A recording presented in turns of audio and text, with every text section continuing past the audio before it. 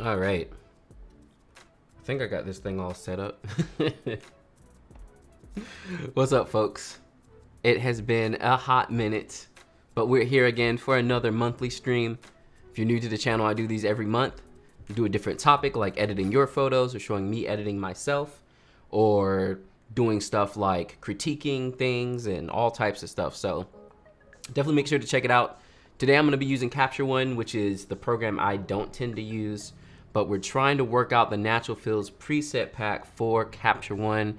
Everyone is waiting for it, and I'm hoping to get it done soon, but I've been having a hard time with it. It's not really living up to what I want it to. But yeah, basically today I'm going to be editing y'all's photos, and we're going to see if I can get the natural fills preset to start working in Capture One. And if I'm able to get it to work, I'll be releasing it very soon after this stream, because I want to go ahead and get it out to you all, because everyone's super excited about it, especially all the Fuji folks who use Capture One. What's up, folks? Good morning. So glad to be hanging out. Awesome. It's a pretty cloudy day, but the lighting is, I think I'm a little overexposed. Let's boom. There we go. It's a little bit better. We got Mexico in the house. What's up? Welcome to the stream. And yeah, for anyone else who hasn't submitted, I feel like everyone always misses it. I guess YouTube and Instagram just doesn't get the word out correctly. But I don't take any submissions during the stream. I only edit what was given to me beforehand, which I post that stuff on Instagram and also on YouTube. Also, if you submitted JPEGs, I'm sorry, but I'm not editing those. Again, this was all raw files, and I always seem to get a handful of JPEGs. So we'll be looking at your photos, and maybe I'll give them a quick critique, but no JPEG editing at all this time. Good morning, John. Hello, welcome to the stream. Hello, hello. But yeah, I'm gonna go ahead and jump in here and see what we got. We can go ahead and start working with this.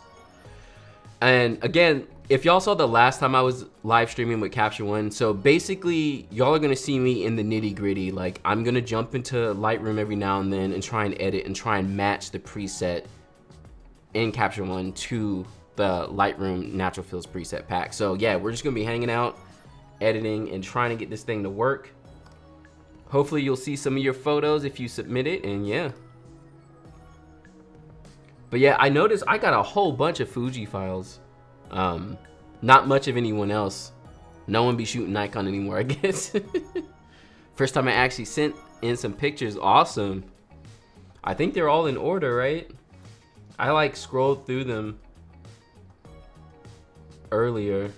I wonder if they're in here. But yeah, definitely not gonna be editing any, there you go. There's Justin here. Look at that little cutie. We'll get to those. Salisbury NC in the house. Good morning, neighbor. So let's see. So last time I streamed, I figured out that I had to make a natural fills preset pack per camera body. I wasn't able to just have one blanket one like I do in Lightroom. So I have one for every camera body, and some work better than others on each body. They all act a little differently, but the goal is to get them to match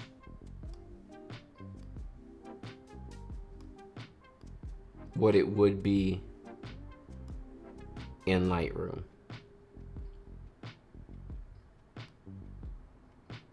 And I feel like this one is totally off. That blue is popping off way too hard.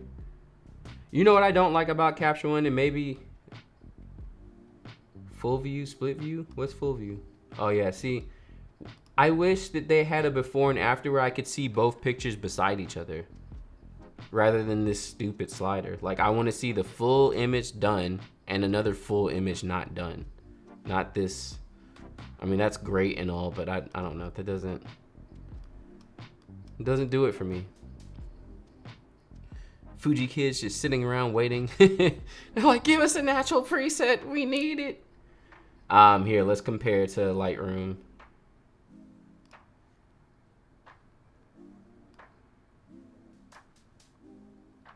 Also, Capture One be sorting things all weird. Or maybe that's... Capture time. Oh, I see. Capture One is doing it by file name.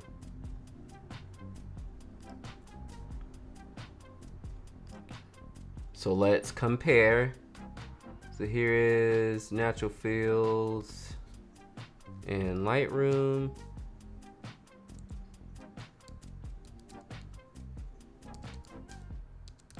Oh no, that's actually pretty good. Do you use Photoshop? Barely.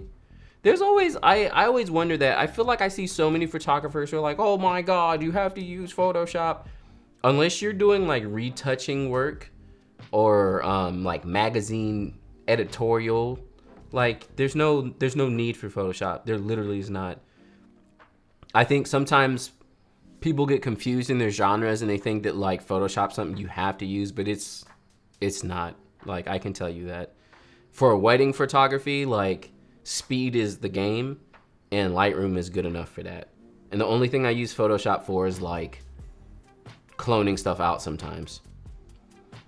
How does this look?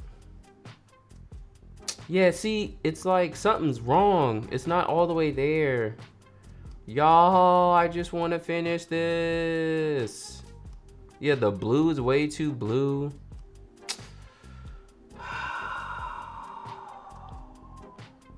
I'm like so close. The highlights are off.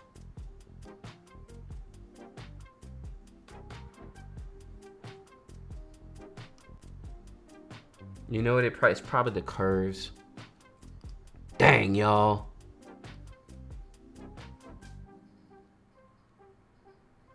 It looks too contrasty too. Can I turn this? Will that help it?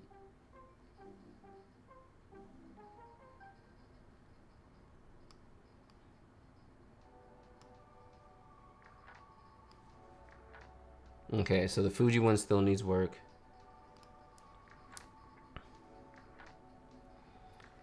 Is there any advice for an introvert who is interested in photographing weddings? It is kind of a hard place to be as an introvert, but I would say so. I'm like a middle ground. I don't mind being in a big group, but I also love being by myself. Like, I need my alone time. Really, it's just working on being able to talk to people. And I know that's not like the answer you want to hear, because it's like, I'm an introvert, but I myself was actually pretty bad at personal skills, and I had to train them and work on them for a while. And I did that in the jobs I held. So like when I worked at Apple and I had to sell products, or when I worked at Squarespace and I was a manager and I had to sit down with people one-on-one and chat with them, all that stuff over time helped me get better at being able to like talk to people. Cause yeah, I was pretty bad at it at first myself.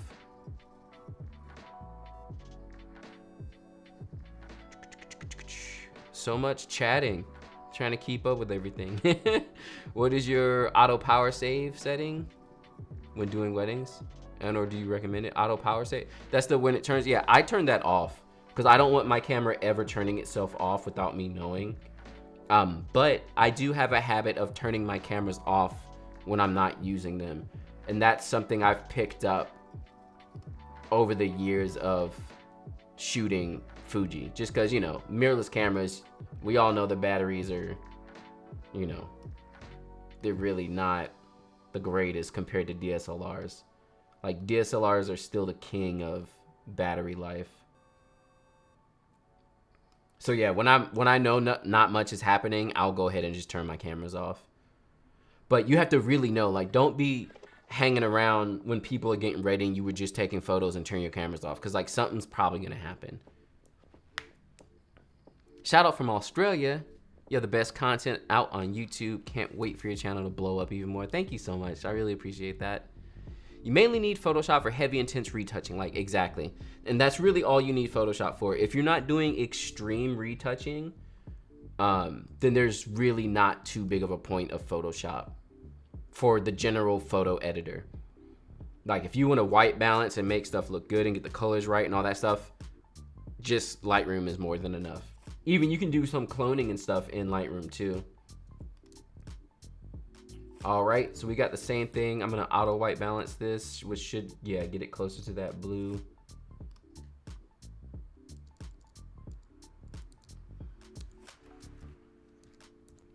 Bah, I'm so mad. Yeah, it's not there yet.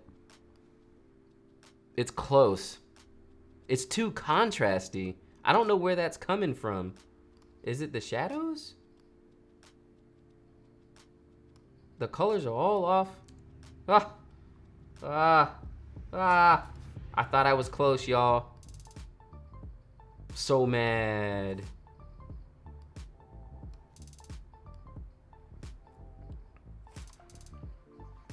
Dang.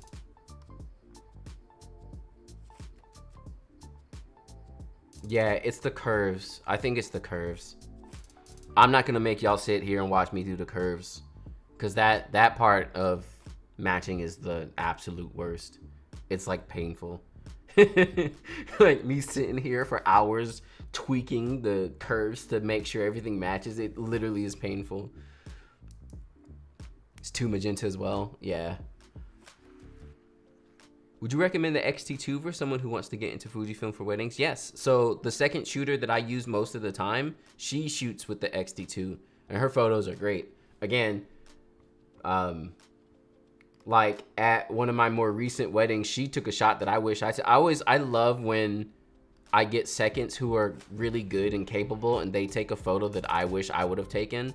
Now, again, as a second photographer, when you shoot for the main photographer, technically the photos are the main photographers. So you can still use them if the second or the main allows you to. But like I can show those photos off as if they were me, but you know, I always will know that it was a shot my second took that I wish I would have taken. Yeah, look at this shot, it's so good. So good. So this was with an X-T2.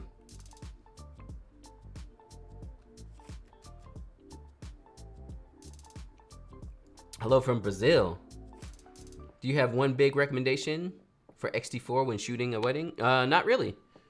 The camera is capable. It is good. Just don't, yeah, no, there's no big recommendation. Just don't depend on the IBIS too much. People get all hyped up about IBIS. IBIS is really not that great for stills. Like, the times that you're gonna be shooting in a way that IBIS would really pay off is rare when you're shooting stills.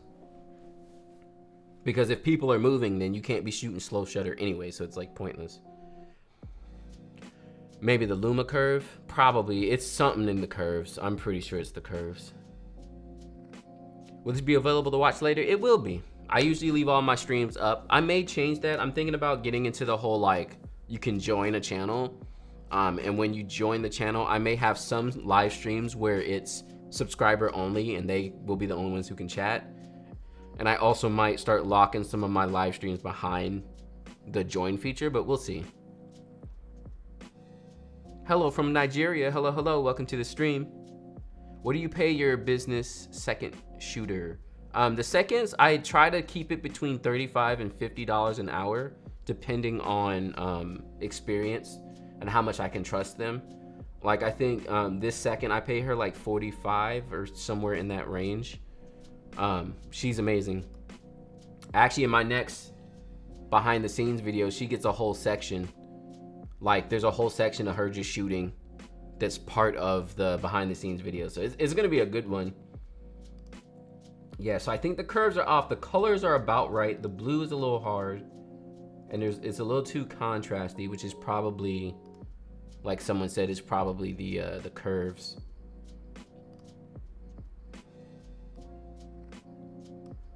And that's the main thing I want to get out of this, is figure out what is off. This is a great shot. I just wish it was a little centered up more.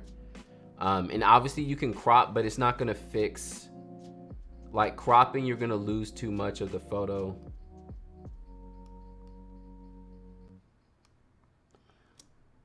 It just is too tight, in my opinion. When's that new BDS coming? I'm trying to get it out next month. It's a lot to edit. It's so much.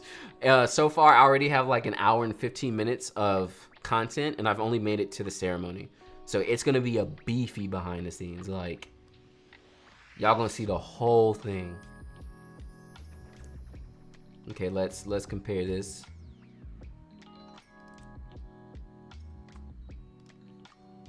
So here we go, natural feels.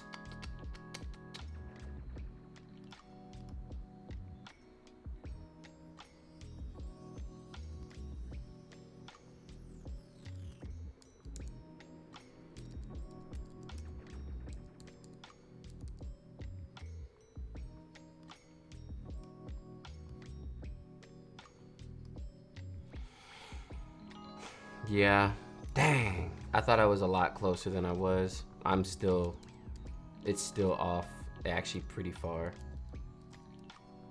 The colors are almost nearly totally off. I didn't realize how bad it was. This is only the Fuji one though.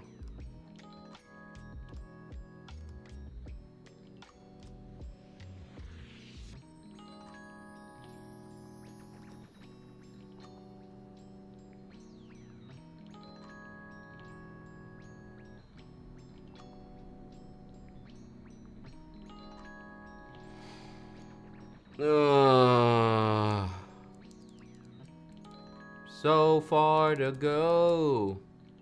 I was really hoping I would end this stream and be like, yeah, about to release it. Yeah, it's not there yet. Mad.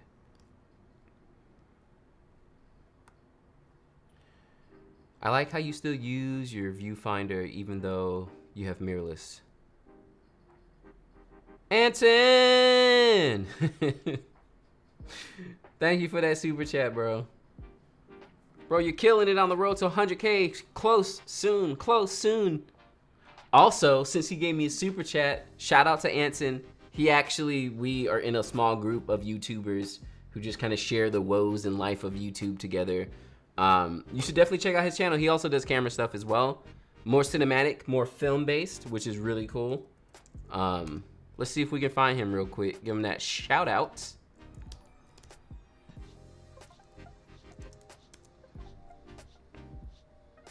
There we go.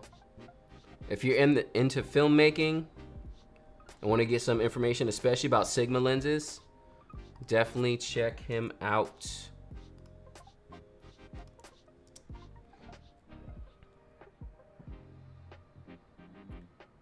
Okay, I like to use a viewfinder, even though you have mirrorless. Most people are moving from that to using the screen. That's fine. Yeah, I like the viewfinder too. Yeah, I've noticed that a lot of people use just the back of the screen all the time. It's great and all, but I don't know. I like using the viewfinder. I like how you still use... Oh, I just read that.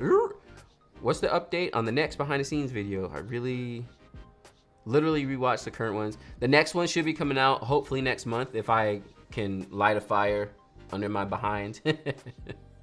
I want to get it out next month. It's going to be like 2 hours long though. I'm only maybe halfway through. It's a good one. It's really awesome. I got some good footage.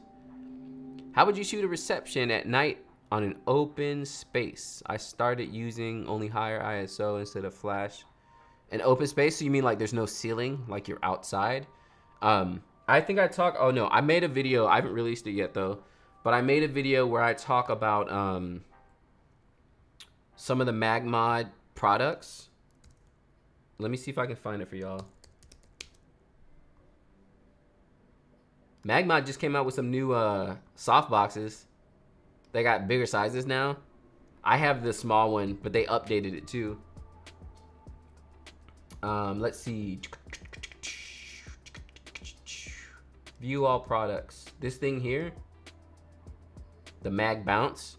So the Mag Sphere is the one y'all have seen me talk about most of the time. And the Sphere, basically what happens is when you flash, the flash goes up, hits the sphere, and then throws the flash around in all directions. So like a big dome sphere flash. That's good for me because I tend to shoot very wide angles, so I'm close to my subject. So the flash is going in all directions and sometimes bouncing from the ceiling. Now, if you're outside and you don't have a ceiling to bounce on, or if you're shooting at a longer focal length, like 85 plus, then you want to check out the Mag Bounce. It looks like a little, what's that, like rugby? I don't know what game that is with the little scoop thing, but that's what it looks like. And basically what it does is it's gonna take your flash and it's gonna throw it straight more. So the sphere, the flash goes up, hits it, and then domes everywhere. Whereas the bounce is gonna flash up and kick it out in front of you. So the mag bounce is good for that. I don't own one yet, but I've been thinking about getting one because there was one wedding I did where I shot the speeches on like a 90. I don't like shooting with the 90. It's too long. But I shot with the 90 and the sphere is just not enough flash because it's not directing the flash. It's just like letting it spill out in all directions. So yeah, you want to check out the mag bounce. I'm so sad now, y'all. Knowing how like off this is, I'm hurt. That blue is so off. Ah, it's so contrasty. Ah, but it's not the contrast. I'm so hurt. It's like off. It's so off.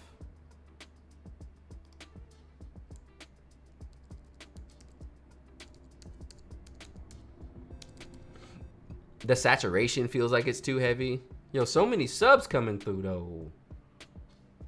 Yeah, look at the blue. Look at how off the blue is. Ah. It's almost there though. It's not super far. So that's good at least. I'm close. Lacrosse. Thank you. Oh yeah, rugby's the one that's like football, right?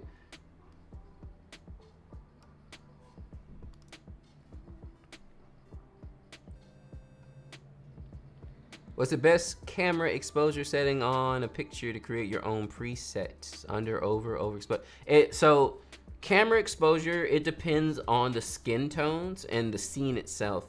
So when you have subjects who have darker skin, do not underexpose. Expose correctly.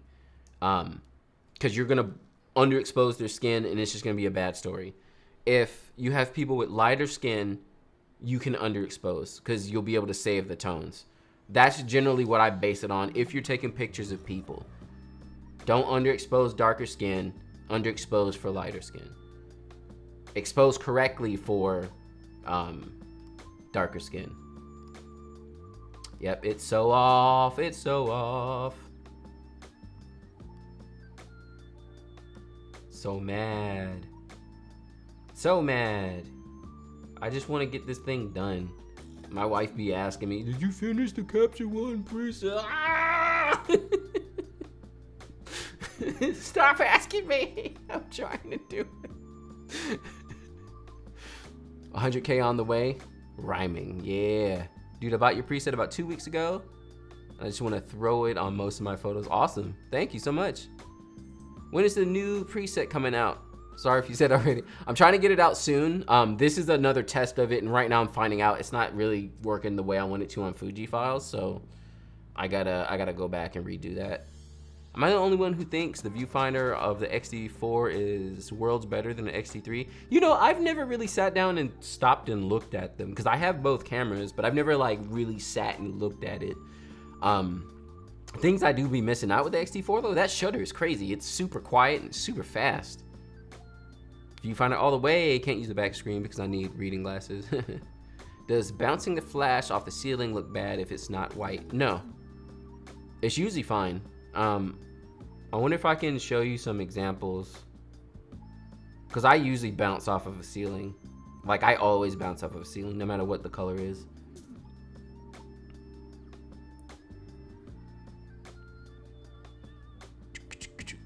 Should the latest version of Lightroom Classic open Fuji X-T3 RAW files? Or do you need a plugin? I don't know. I've always been able to import my Fuji files in Lightroom, always. I've never had a problem. I just import it and it's whatever. People always ask me that. They're like, do you convert your files? And I'm like, is that what we're doing? Do we have to convert our files? Oops. More magenta. Yep, it's off, y'all. Even the grains are...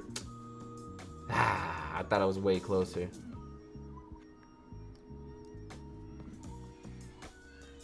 I'm about to do that for the rest of the day today. These are great pictures though, y'all.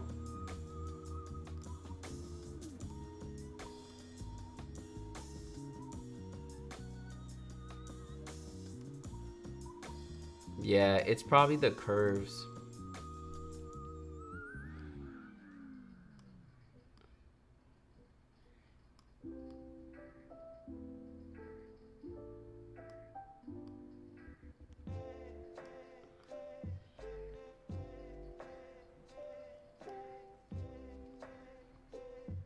Thinking of buying a third-party lens for my XT30.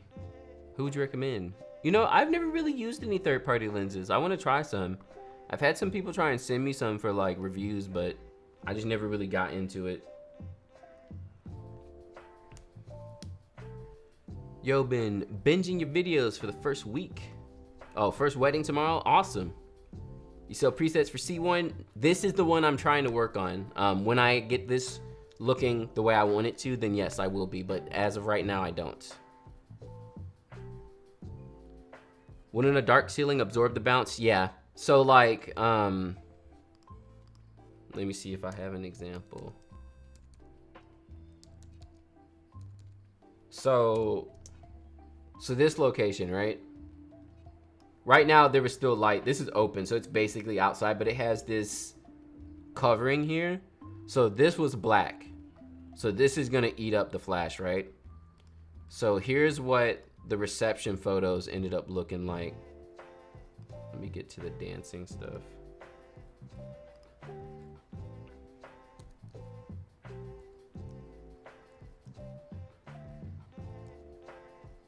Let's go later in the night too, when it was like totally dark. So yeah, here I'm technically bounce flashing, but the difference again is the flash, because of the mag sphere, I'm close to my subject because I'm shooting with like a 16. So because of that, the flash and the mag sphere is what's lighting them up. So the bounce flash is not really happening. I still do it as a bounce, but yeah, it's not really going to bounce. It's just gonna be the light coming off of my mag sphere, basically. Y'all, this is the wedding that's gonna be for the BTS too, and I have footage of all of this too, like the whole reception and everything. I'm not gonna show that much of the reception, but it's a fun time. Okay, let's compare this. Here goes another moment to be sad.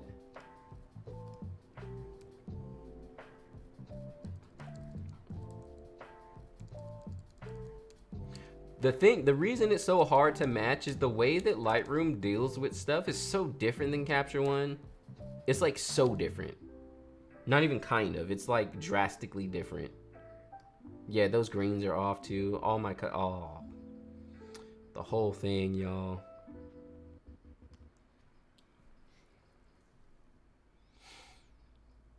I almost have to go back to like the starting board.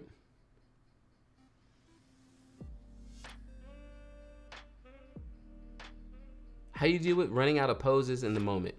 I fear that I'm gonna get stuck and there's gonna be an awkward moment. So one thing that helps with feeling like you're running out of poses is going to be moving.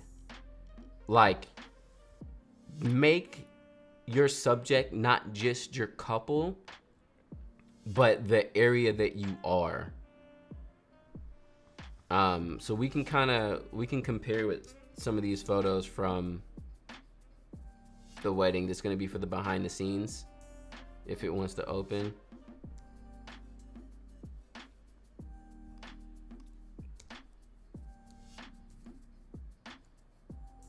But you know, like, even so, these shots right here was basically the same pose. So you have horizontal,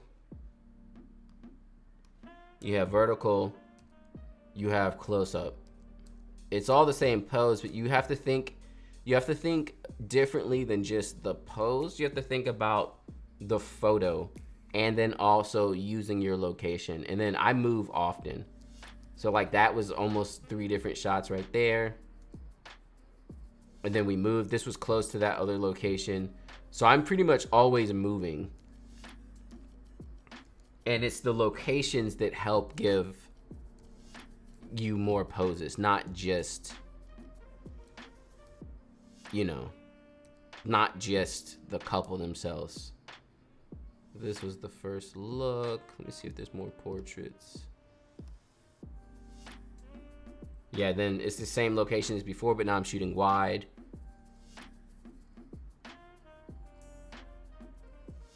So it's that kind of thing. It's like, shoot it wide, shoot it close, do a couple poses, move somewhere else. You know, and then figure out a pose based on the new location, do a couple poses there, then move somewhere else. Don't move too much, but generally what I tend to do is I'll move throughout the venue to where we need to go. So generally when you're taking portraits, you're trying to get the couple back to the reception area. So don't try and be like, let's go way over there and take portraits. That's the opposite way of the reception area. Try to make some kind of route and take photos while you go, so you can be moving and taking photos. I think a lot of photographers I'll see mess themselves up and then not be able to utilize their time too much because they try to go somewhere and then they just stay there and you lose time. If you can go and then work your way back while you're taking, so hitting spots while you make your way back, it gets you back closer to where the couple needs to be, and you're still taking photos the whole time.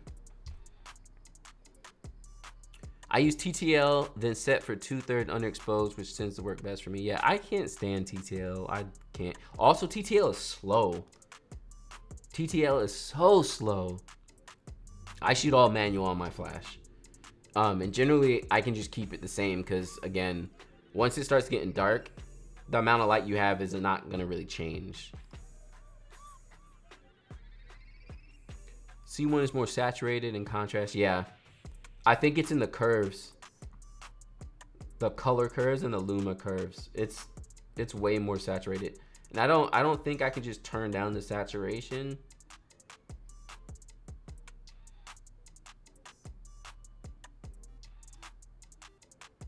Ugh, so mad. I thought I was closer.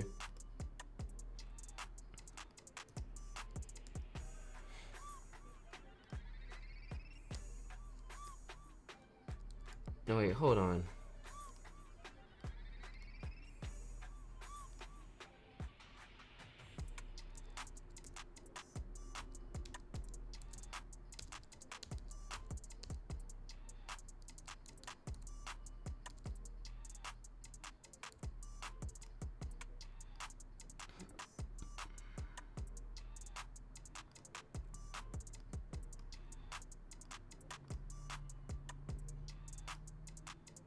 Yeah, this is the only retouching I really do. If something stands out, if I can see it from far away, then I'm usually like, get rid of that.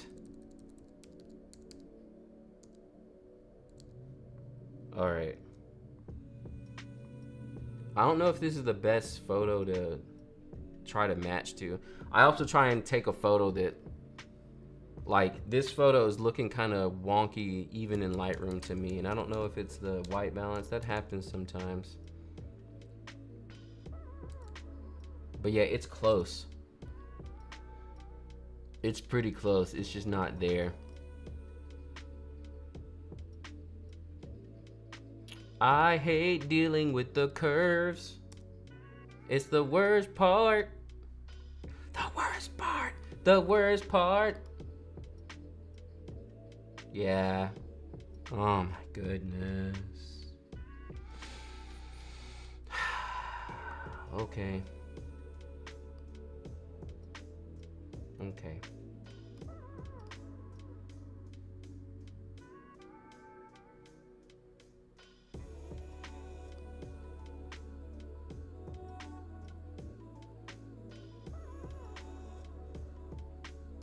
Oh my goodness, that blue is so off. What was I doing?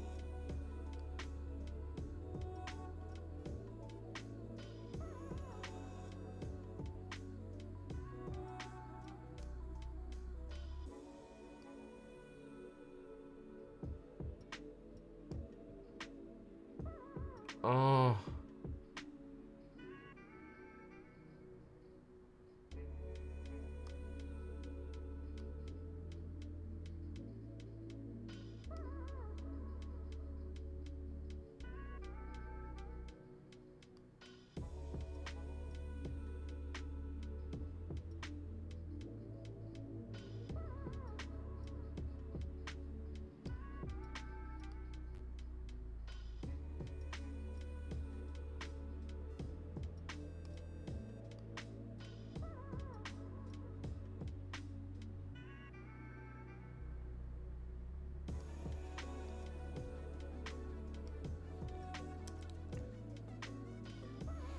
Ah, I hate curves. I hate it so much.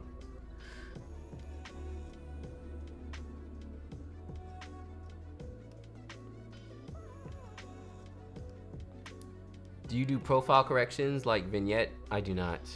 I'm still trying to like get a handle on Capture One.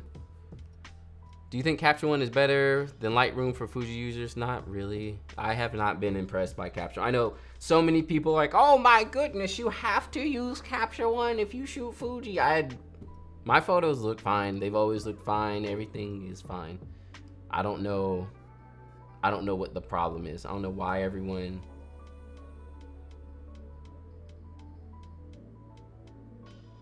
is so up in arms about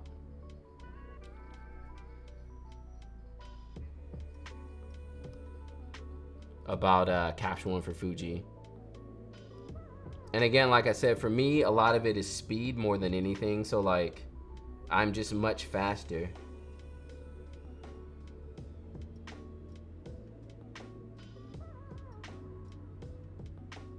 I'm much faster in Lightroom, so that's what matters more for me.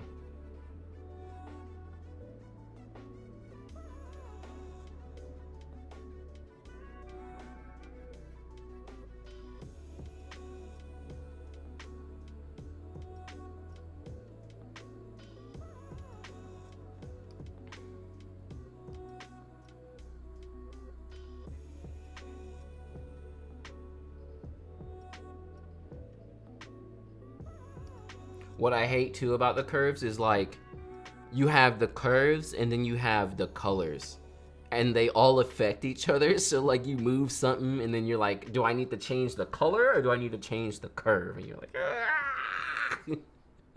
it's so annoying.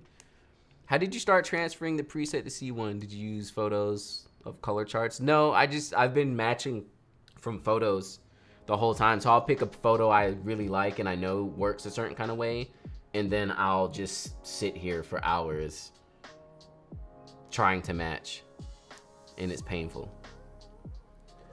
Those are my photos. I know you're having a hard time with the preset, but I just want to say I really like the work you're doing. Thank you so much. Are you loading your Fuji profile to start with? I can't remember how I did it. It was honestly kind of a whole ordeal, but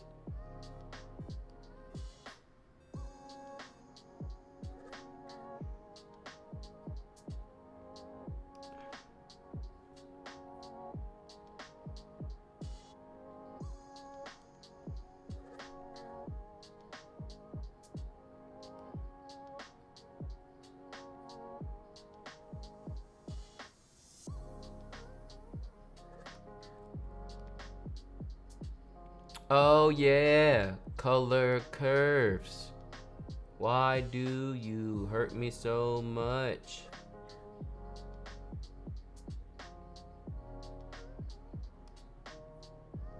Do you really wanna hurt me? Do you really wanna make me cry?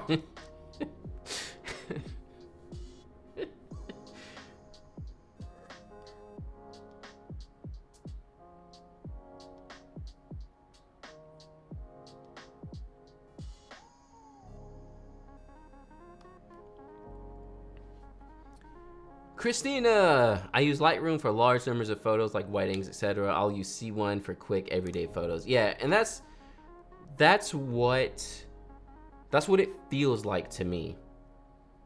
Capture One would be great if I was like doing magazine edits or something that's like very intensive that you really need to make the one photo look amazing. If I'm trying to batch edit a whole bunch of photos, Lightroom all day. Okay, it's getting there. It still looks too contrasty. Try edit color saturation in color editor. I'm gonna get to that next. I wanna get these curves. The curves are always kind of like, no, it was fine where it was. I don't know if I sat down and really nitpicked the curves either for the Fuji files.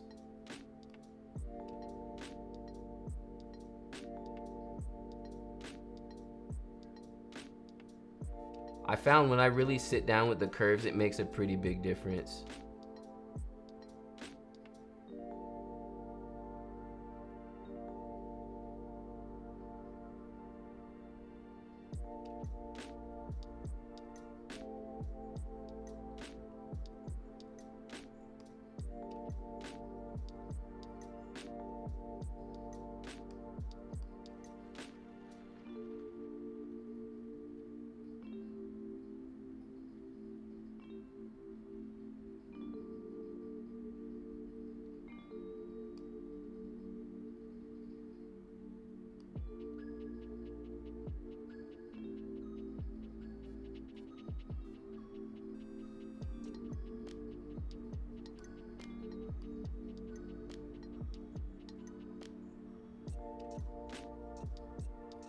Because even like sitting here playing with the curves, look how different the blue is changing from the curves alone.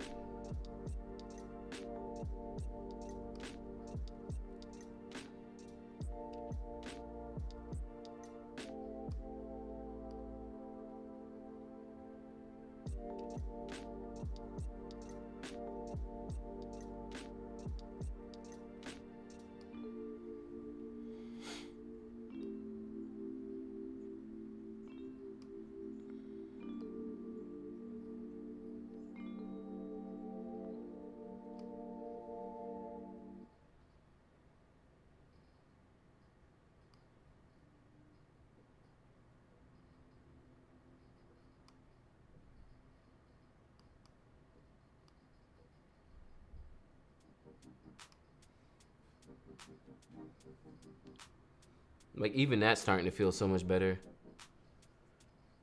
Most studio photographers mainly use C1 for tethering. Yeah, and yeah, if I was tethering, I would definitely be in C1 all day.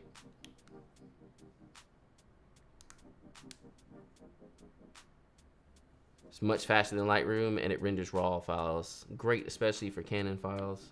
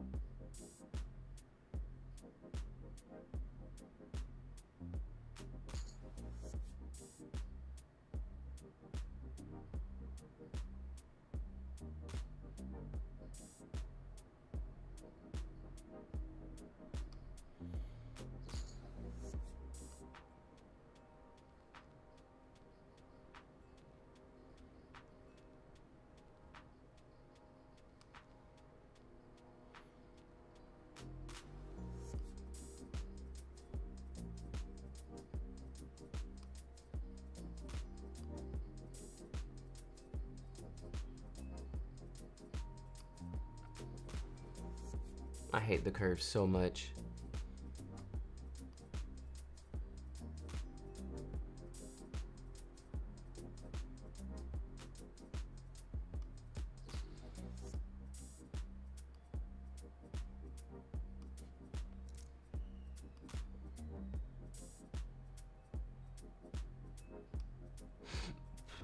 There's like a fadedness to the picture too that I like.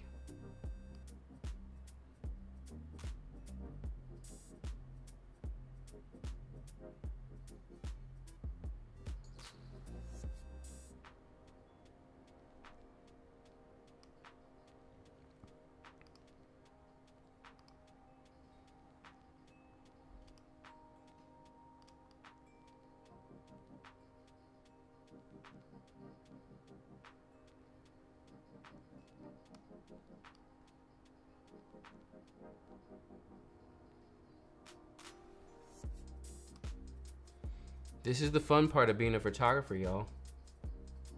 Isn't this what you want? Isn't this what you want?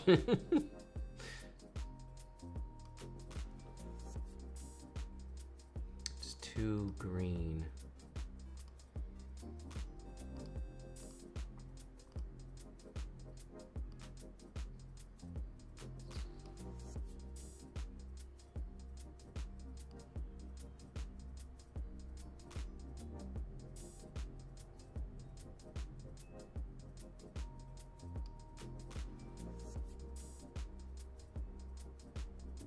Okay, that's looking much better.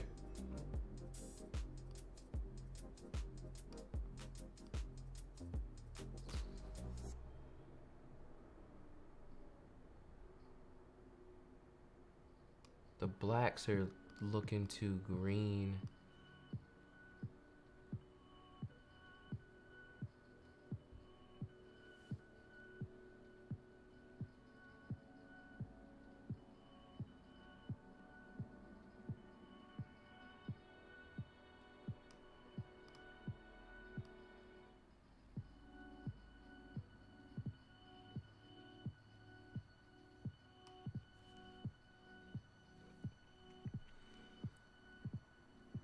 In contrast to most other people, I think Lightroom handles Fujifilms better. Fujifilm files better. But I use C1 because I hate the UI Lightroom. Yeah, I don't know. It's hard to tell. I mean, I'm happy with Lightroom. People are always so surprised. They're like, "What? How?"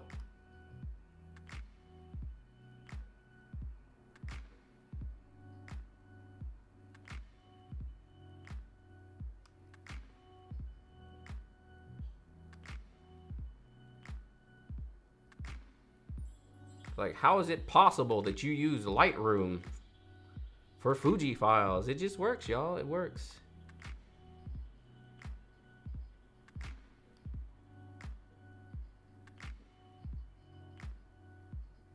There we go.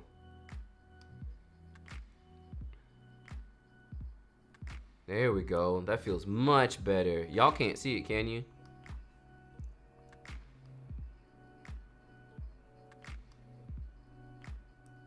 It's still off a bit, but it's way better. That blue needs to change a little bit too. I did something else to the contrast too. It's not contrasty enough. I hate color curves so much.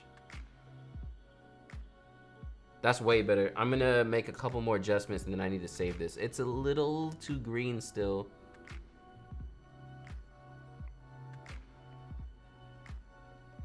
Do my first wedding shoot this Sunday. Yeah. Any advice? I'm only one man band, so I'm using speed lights. Yeah, that should be fine. That's usually how I shoot my own weddings. It's me by myself with speed lights on my camera, and that's it. I have a video about some tips for your first wedding, but yeah, a lot of it's just making sure you're in control. And that stuff actually happens before the wedding, surprisingly enough. All right, let's see. So it's a little too green in the shadows.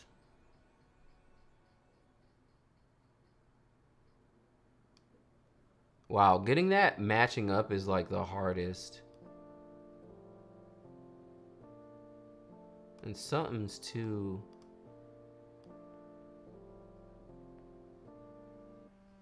It's not contrasty enough anymore.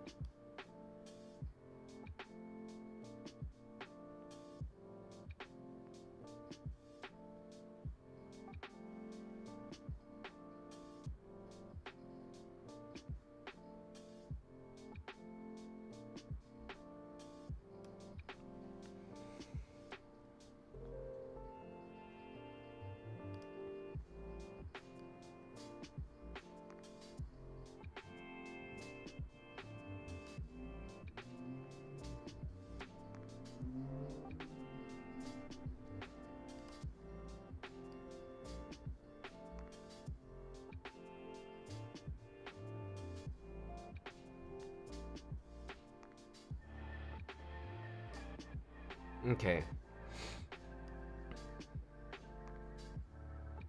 Nah, I just need to fix that blue.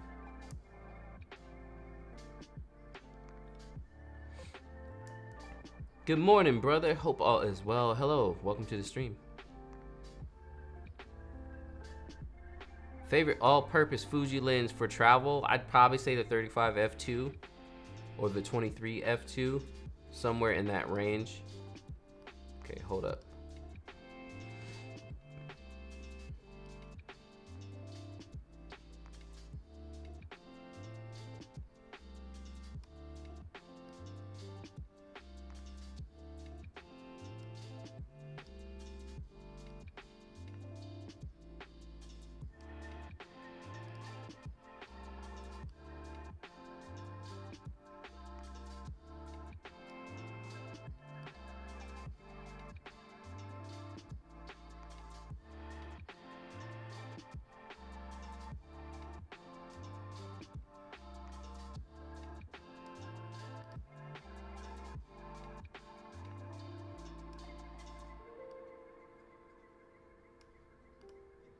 Oh no, I'm messing with it too much. No!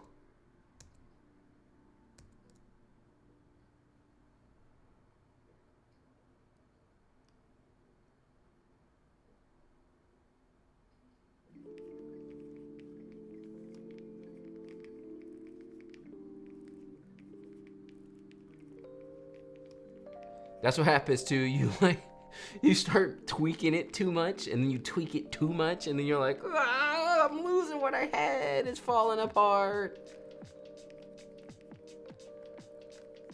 Okay, okay.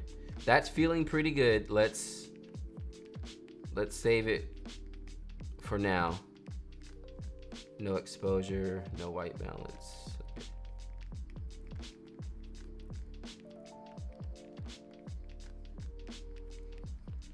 Natural, feels, preset, color, Fuji. Okay, it's not totally there, but again, I want to have a stop in place. Something's still off.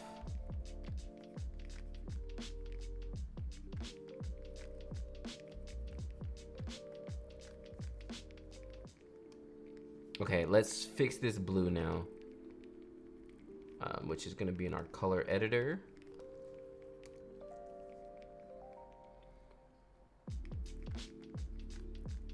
So the hue looks off, it's too purple.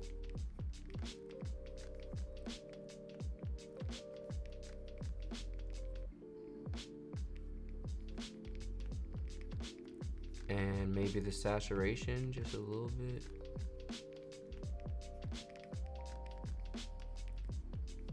The skin tones still look off too.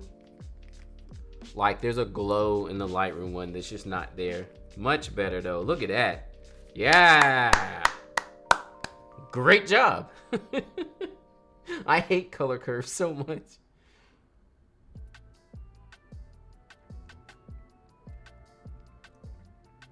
Yeah, there's something still, it's still those curves, man.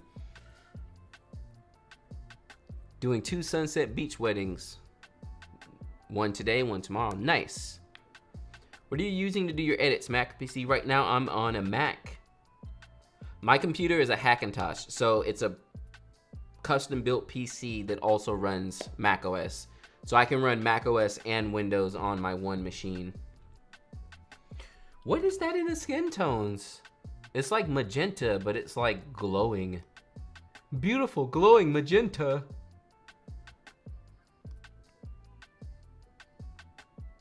Okay, so hold on. It's a little too faded, just barely too faded.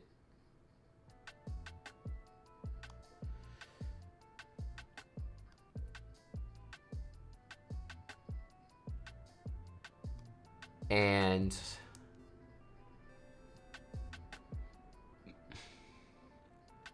there's something going on in the skin tones. But I don't know if I want to, there's like an actual skin tone editor, isn't there? Where is it? Where'd it go?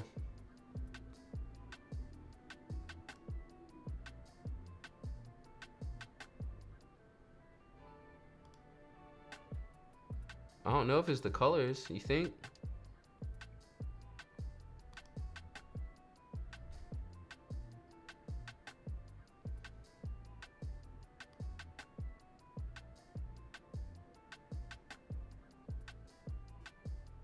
Oh, it might be the colors.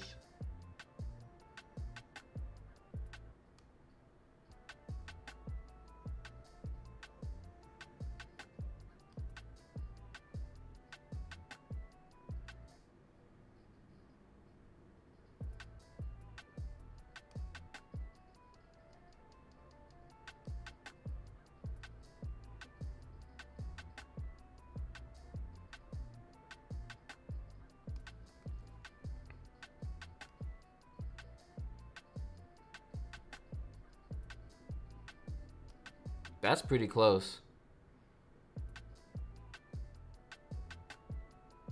I'm still missing some darkness, and I don't know if that's just the shadows. Yeah. Yeah. The fadedness is a little too much too.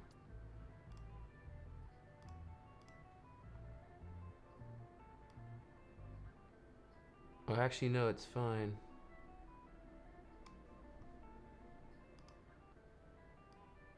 Oh my goodness, y'all. Look at me go. Look at me go. That was actually pretty good. Let's save it again.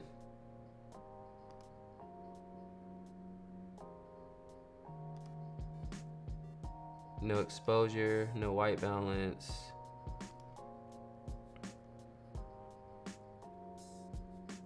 I can't see nothing. Can I make this bigger? There we go. Oh no, what'd I do?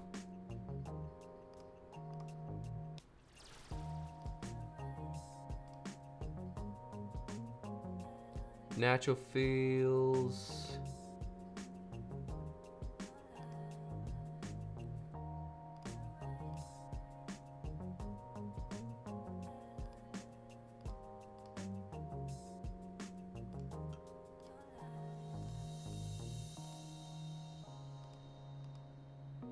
Color Fuji.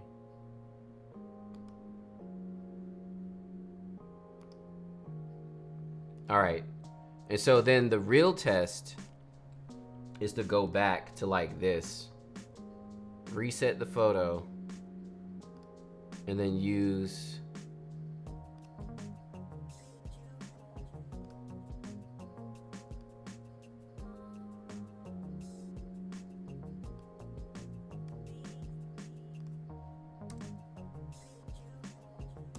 yeah, and see that's where it always starts getting me, is I'll go back to a different photo and then it just will look totally different and I'll be like, why?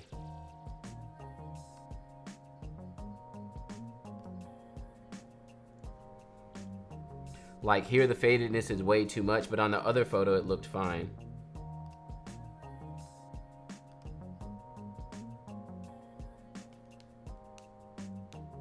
And I like never understand. What else was Fuji? This was Fuji. This was one where the blue really stood out too, so let's see. So let's reset.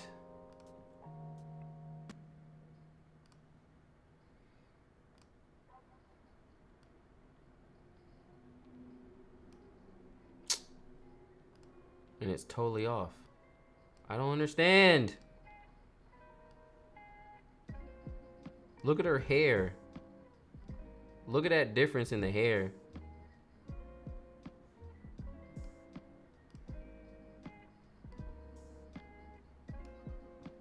And that's not just shadows. Yeah, that's not shadows.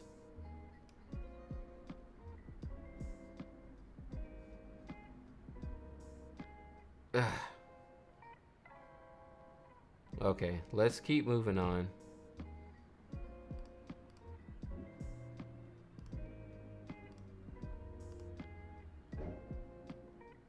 Did I do something wrong? It looks totally wrong now.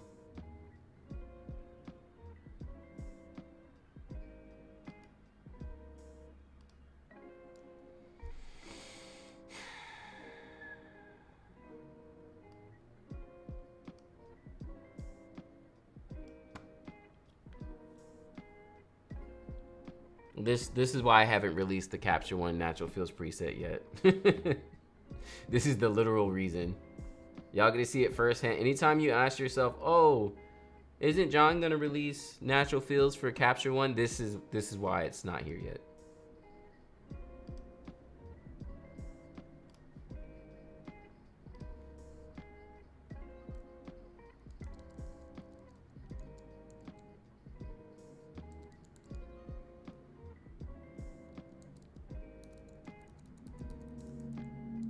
This is the literal reason.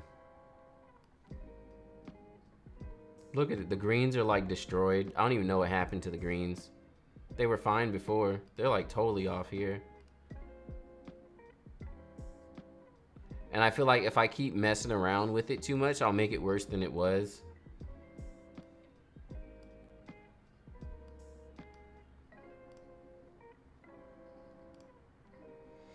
Okay. That's enough with Fuji. So I know I need to go back and really look at the Fuji preset. Let's see what Canon's looking like. Canon, last I saw... Why do I have two? Last I saw, Canon was looking pretty good, but I'm not even sure. I'm like scared now.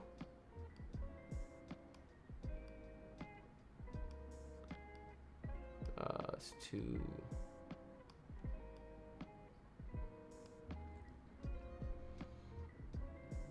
So this specific shot, just speaking on like critiquing photos, I don't know. How do I see what this was shot with?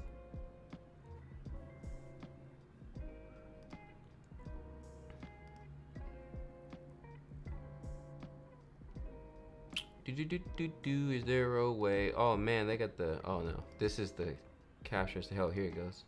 Here we go. Canon EF50 f1.8 6D Mark II. So this is another example of like people swear by full frame and everything, and then they're like, you have to get super fast lenses and all that. But this shot is a great shot, but what's happening here is he's out of focus because you're probably shooting it at 1.8. Or actually, I guess I can look. F4? How did this end up like this? But you know, like, okay, so you buy full frame, you buy a 1.8 lens, you gotta shoot it at F4 all the time just to get stuff in focus, and you still get stuff out of focus. Whereas I can shoot crop sensor, shoot at F2 and just shoot it wide open all the time because F2 crop is like nearly F4. I'm just surprised that he's not in focus really. But those are the woes of full frame. Everyone's like, oh, I need that background blur. But then you have to stop your lens down all the time just to get in focus, and you lose the background blur anyway, so... But this is a great photo, regardless.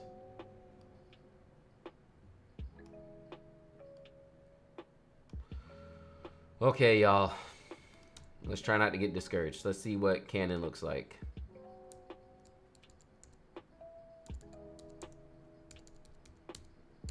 This one looks like it's off too. Dang, y'all. Matching this stuff is so hard. Okay, the magenta's a little hot, but I wonder if that's just because I turned it up. No, it's not. It's the actual color.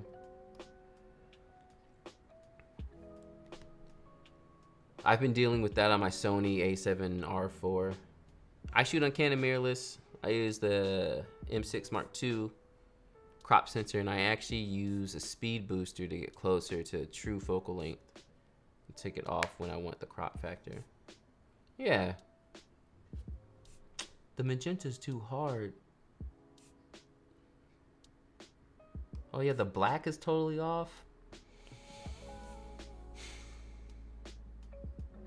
Everything's mad green.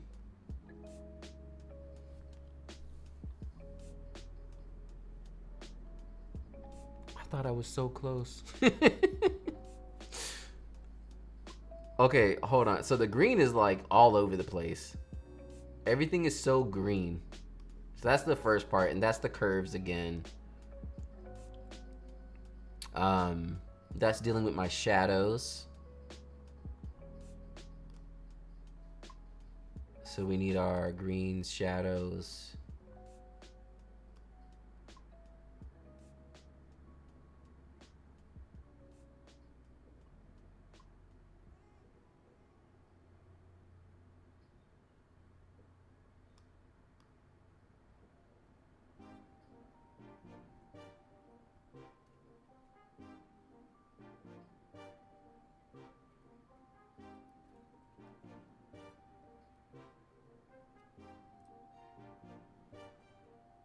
Oh my goodness.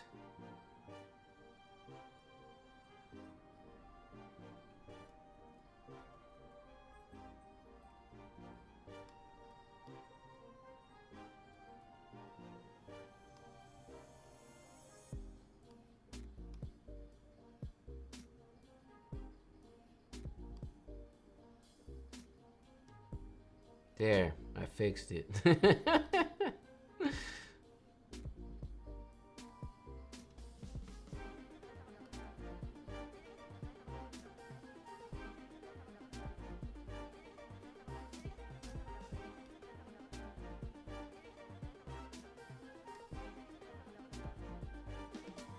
Now everything's too red.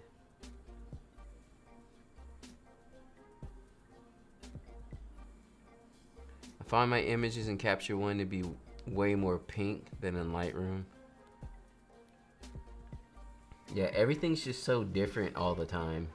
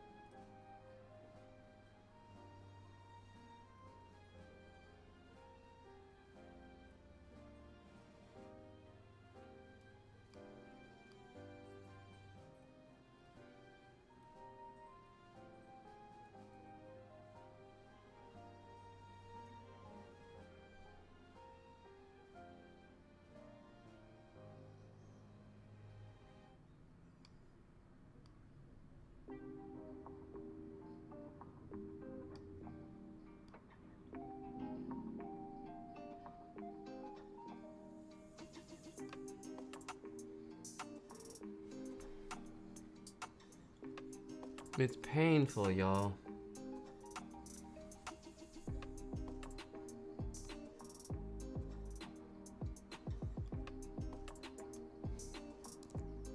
I have such a like nice neutral color in Lightroom.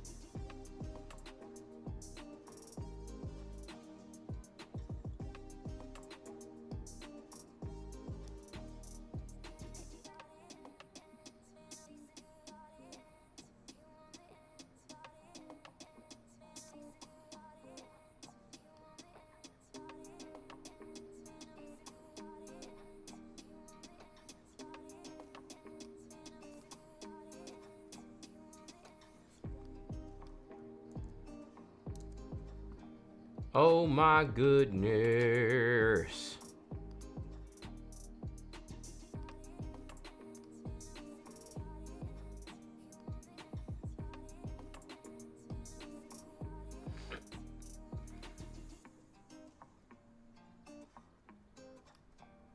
Okay, this version of it is closer. And that's before I played with the curves.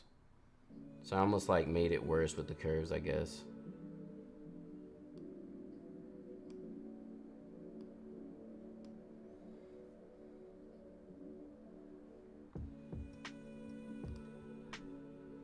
This stuff is hard, y'all.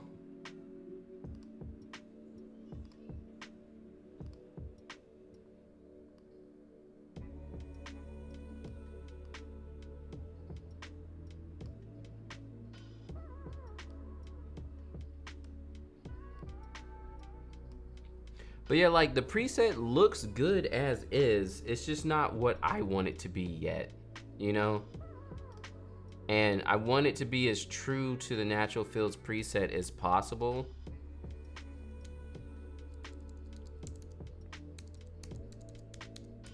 And it's just like, it's not there.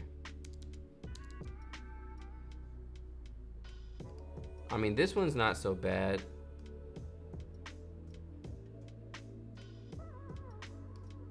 But yeah, there's something happening in like the...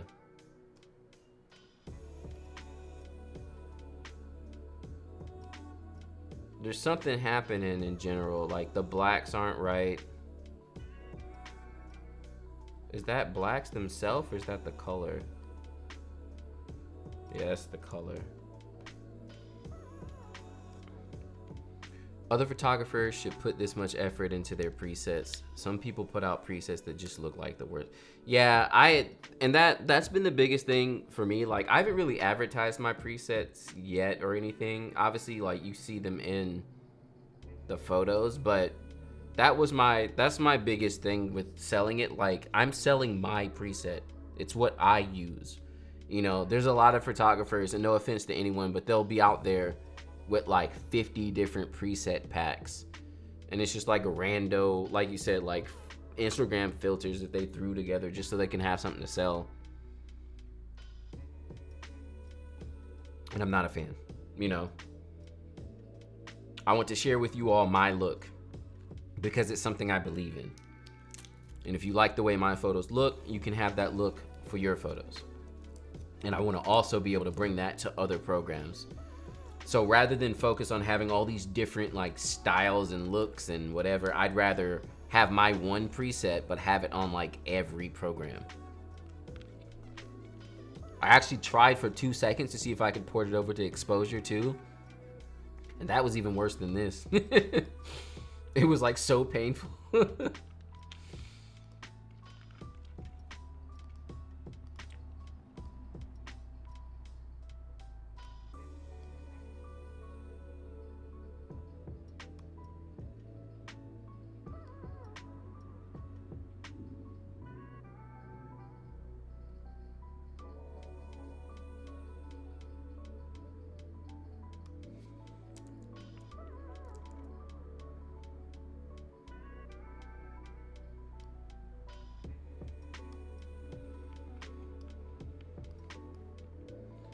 Yeah, I'm not getting like that neutral.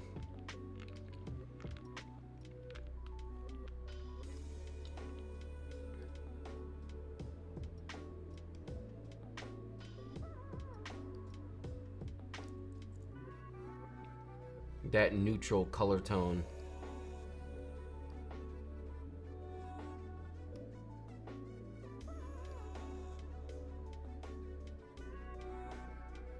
Oh, it's so hard to see. I can like kind of see it.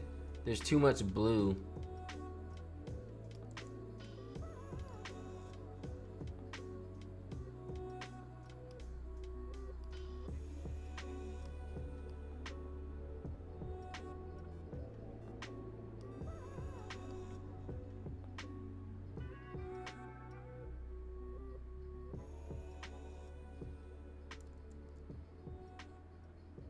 But then there's not enough blue at the same time. It's like the shadows are...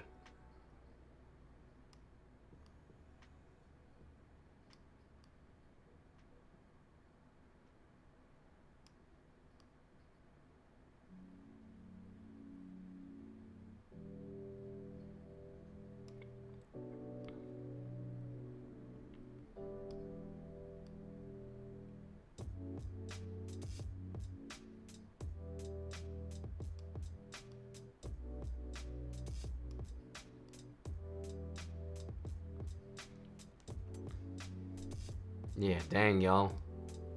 This is hard.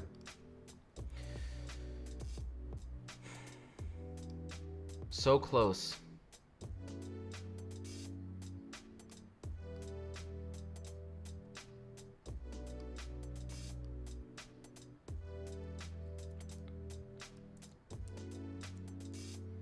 John, you should contact David at Capture One. He'll be able to figure out the problem. He's helped me many times. Oh, I wonder, like, I had thought about getting in touch with them and just seeing, like,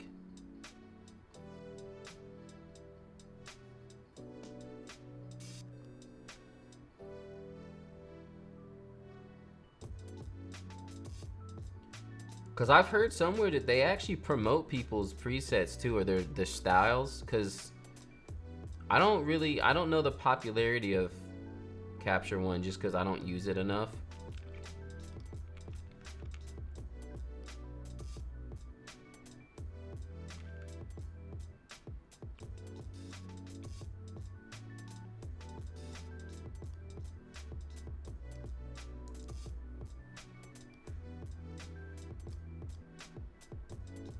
Wow, the curves make such a big difference.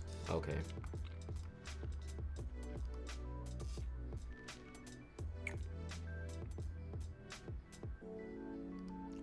Yeah, this one is better, and this is before I messed with the curves. So maybe the curves are what messing me up. The greens are off here, but overall it feels better. And the blacks are closer to where they need to be.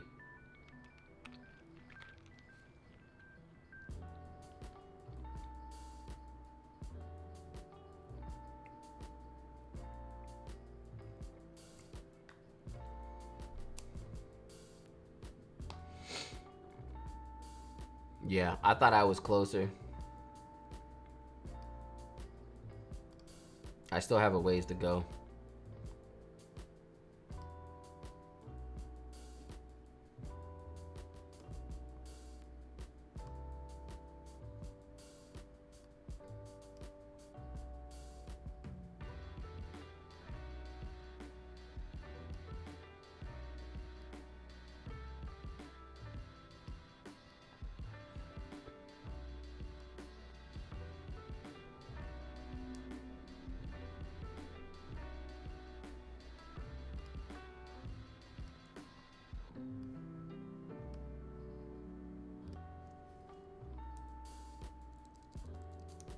Yeah, it looks like the Canon one's probably the best looking one so far.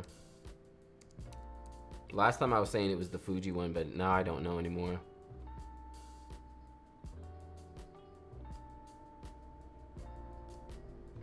I really do think I messed it up messing with the curves too much.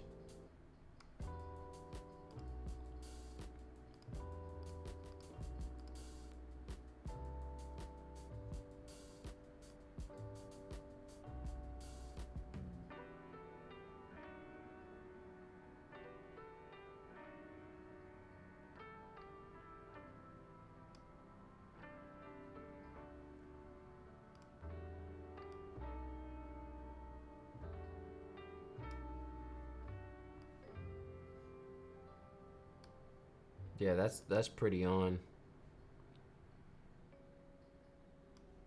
Something's missing. I don't know if it's saturation or what it is.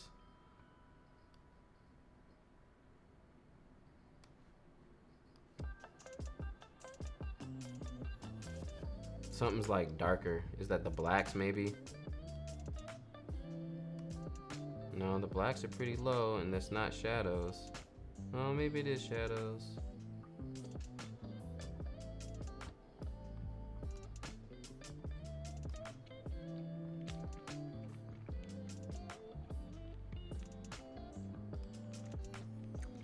Hey Chad, welcome to the stream. We're just over here, you know, trying not to lose our minds dealing with Capture One.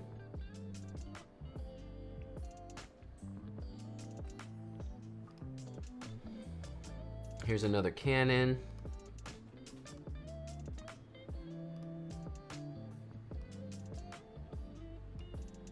Magenta kind of heavy. But we already know I love my magenta.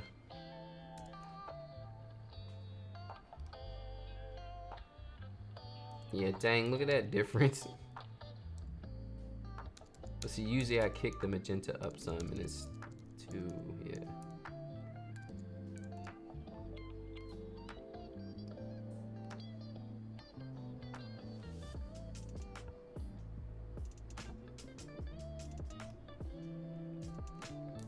What's up? Sending you love from VA. Hello, hello. Angela Hayes gracing us with their photos.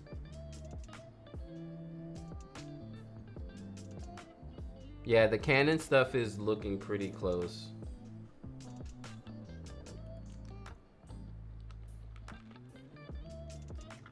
Maybe I should go back to not having curves. I'm working in Lightroom. It suddenly stopped exporting files with my watermark. When I go to edit watermark section, everything looks fine. The photo just, wow. Yeah, I'm not sure. I don't use the watermark feature enough to like have an idea of what's happening.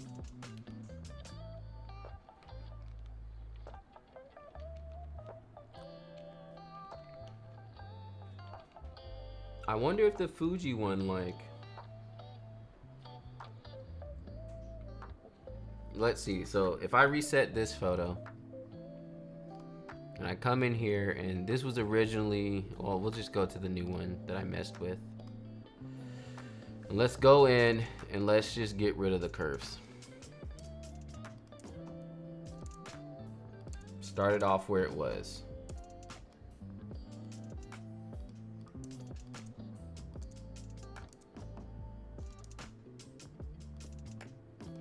The Canon one has a Luma curve on it, and that's about it.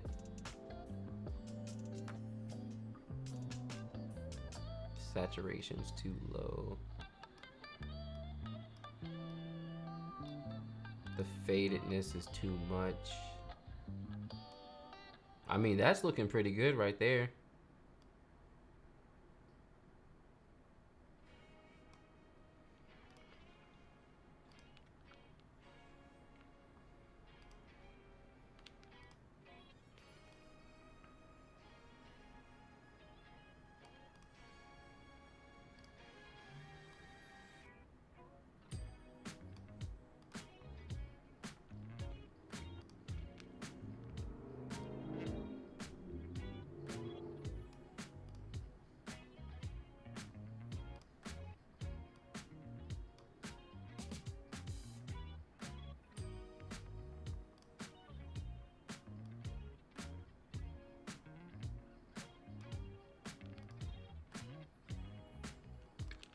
Is that the whites?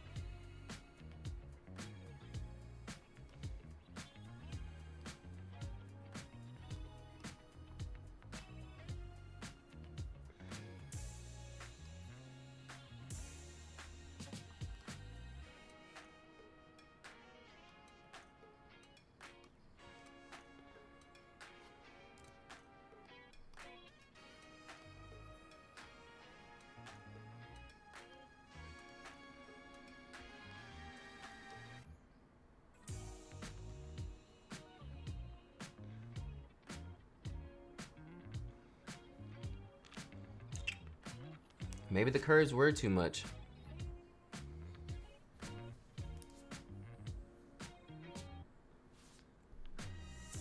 Now there's something missing. It's like not as contrasty as it should be.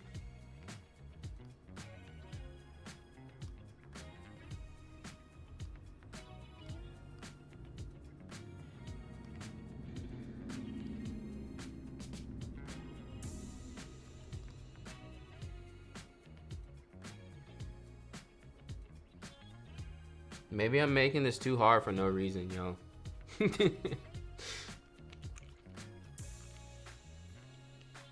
A friend asked me to be her second photographer at a wedding. It was my first time shooting a wedding. I want to go pro one day, but feel I'm still learning. Yeah, you can definitely, it's one of those things where like, especially now that we're like post-pandemic and people are maybe doing smaller weddings and stuff just to get their feet wet. It's a great time to jump in and be able to do weddings. Like that's a great place to start, I would say. And then yeah, just second shoot where you can and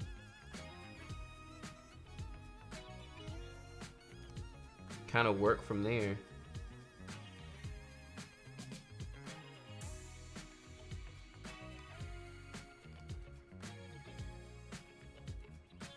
I mean, that's looking pretty good, y'all.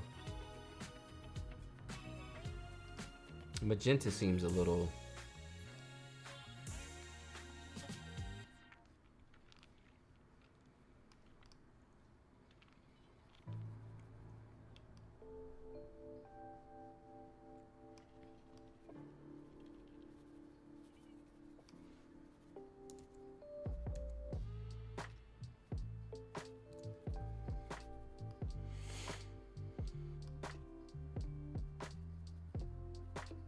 It looks like it's the exposure. Yeah, and see, that's the thing I can't stand about like trying to match, is it's hard sometimes to tell what is making the difference. It's like, is it the exposure or is it the curves? Is it the brightness of the highlights in the curves?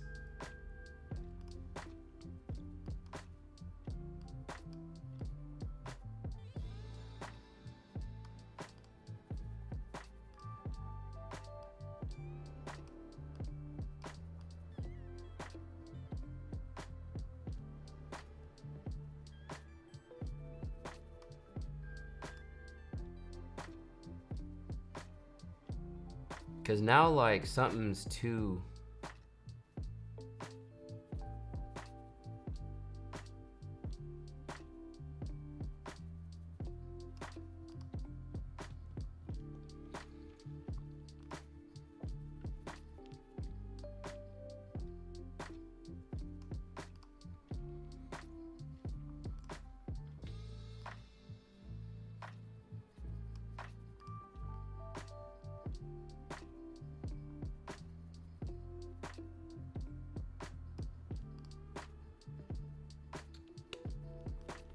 It has this like shininess to it.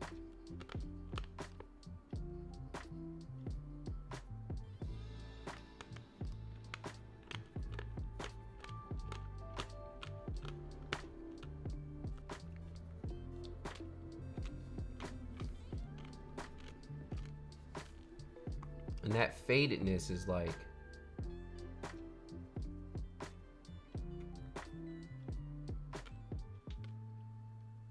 I wonder if I can pull up the shadows here. And then, no, yeah, I see it. Never mind, I can't do that.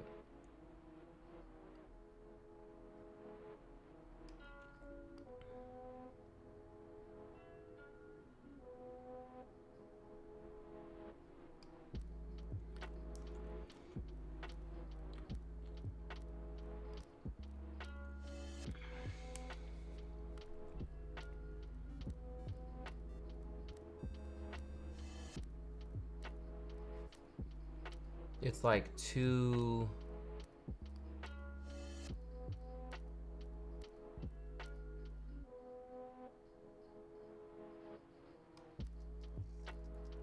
Yeah, I think you have an issue with using the wrong lens profile as you're switching back and forth with Canon and Fuji. The lens profiles are very important to address at the beginning. I think I had it, well, so I made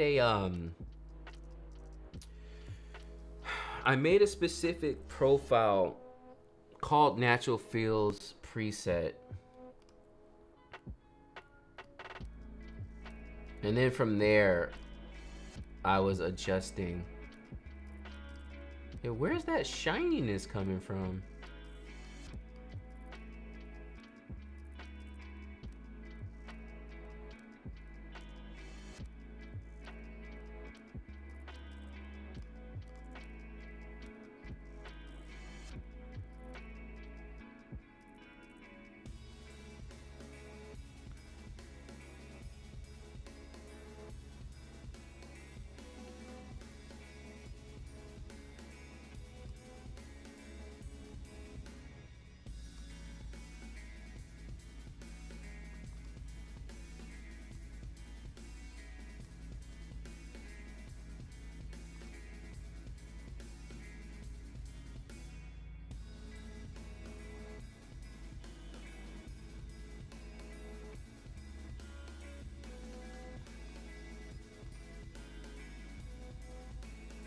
clarity? There is a little bit of clarity in Lightroom. I don't have any here. Oh, you may have found it.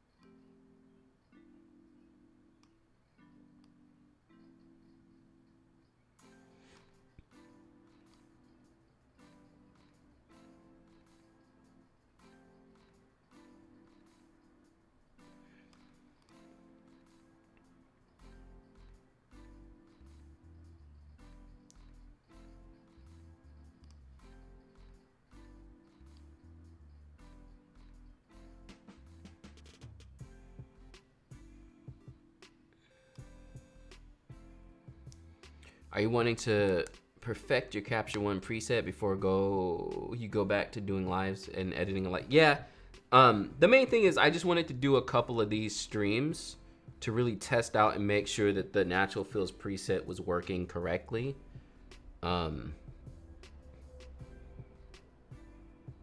Before I released it, because I don't want to release it to people and have it be all wonky looking. The reds are off too, just barely. Is that just here though?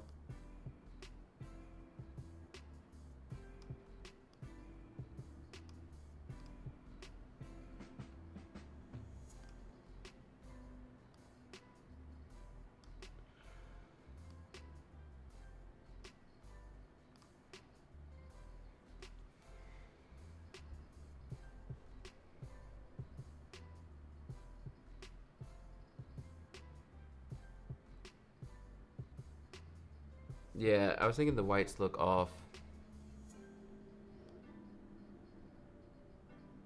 If I turn them too high though, everything starts looking all blown out. But I guess if I turn the highlights down and the whites up, no, that doesn't look right either.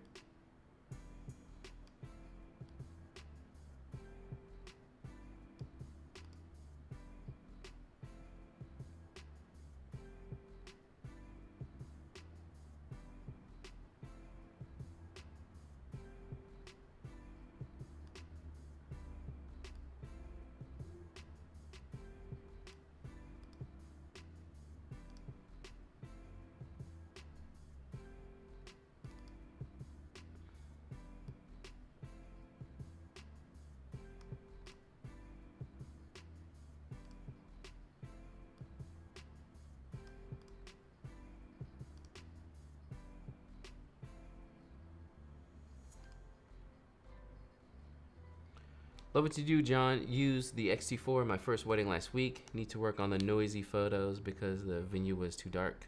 Flash came through though. Awesome. Yeah, just remember don't depend on ISO too much. Like, it is a tool that cameras can use and it works, but I feel like people jump in there a little too hard. Okay, let me save this.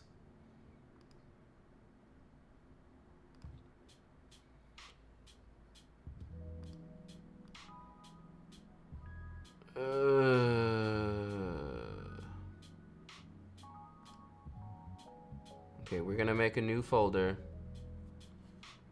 I'm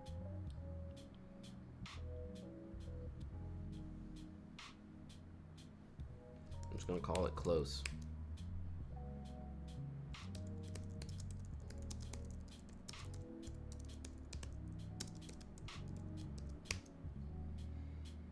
Okay, I'm saving it right now and I'm not even happy with it because them highlights are like, it's too much.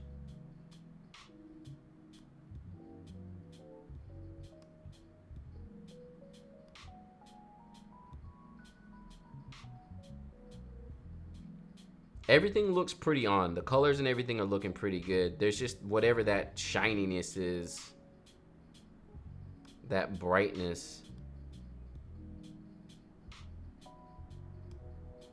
that Lightroom has. And I don't know what that is that gives it that like flat.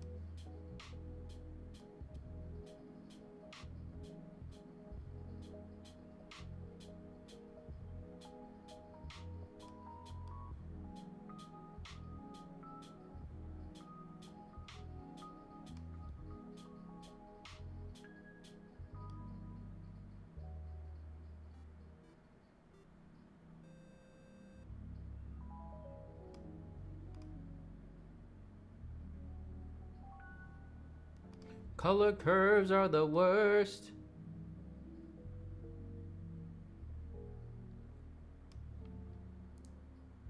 I'm just looking at her cheek. It looks like the exposure is up more and the contrast and highlight is down.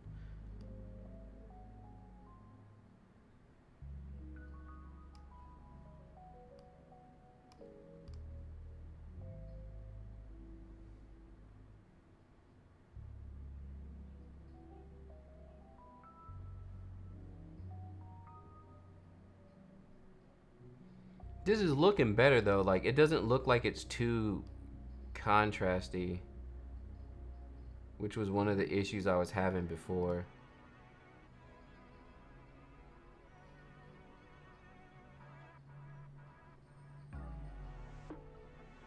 Lens profile? The last time I looked at the lens profiles, it like messed up my whole vibe. I don't even, where are they at again?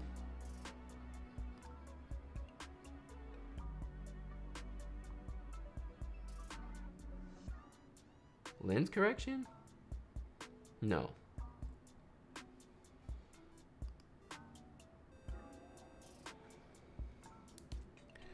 Did my first wedding 2 weeks ago. Was a little nervous, but successful. However, already have 100 ways I can improve. Awesome. That's always good to be able to find what you can do better.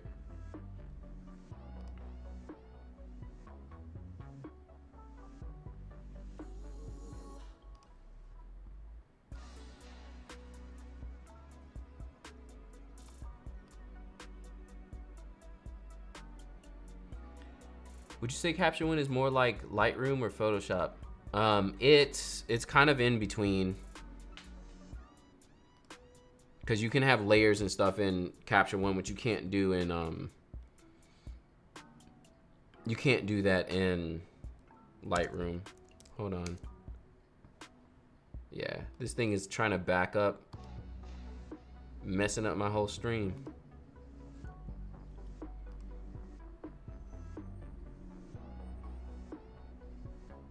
The grain is harder on Lightroom too.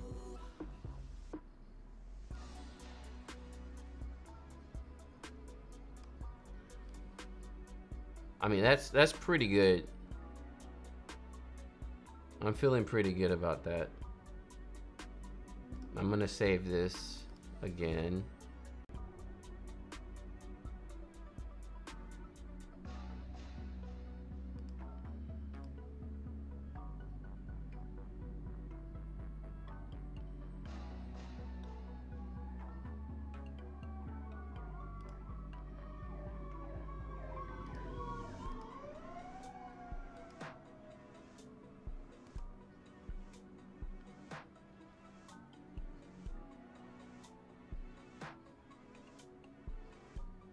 Where is this? I'm talking about lens profiles. Is that under lens correction?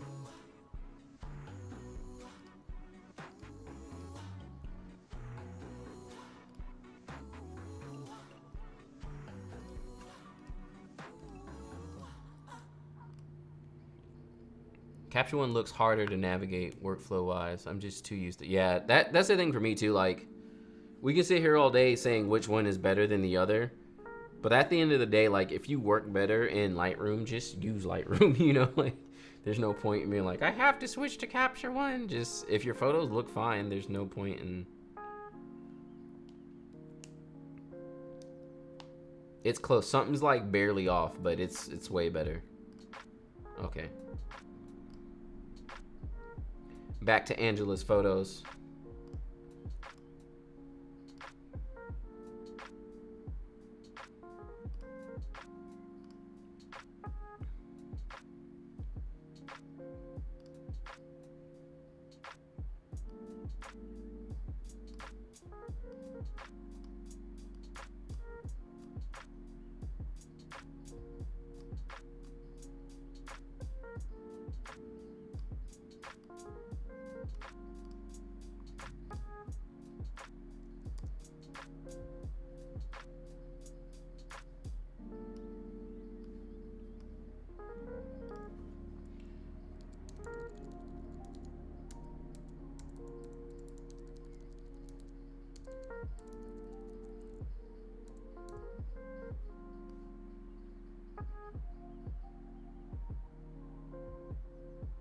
Yeah, the Canon one's feeling pretty good.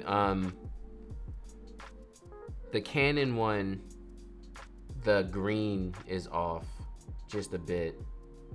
See if we can fix that real quick. In your lens correction, adjust your light fall off. So let's go back to this one.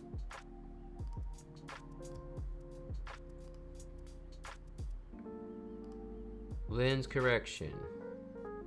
Oh.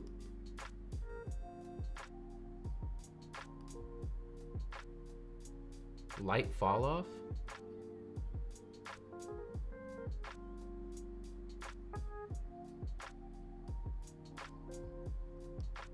Well, you can adjust the sharpness, but is that only gonna be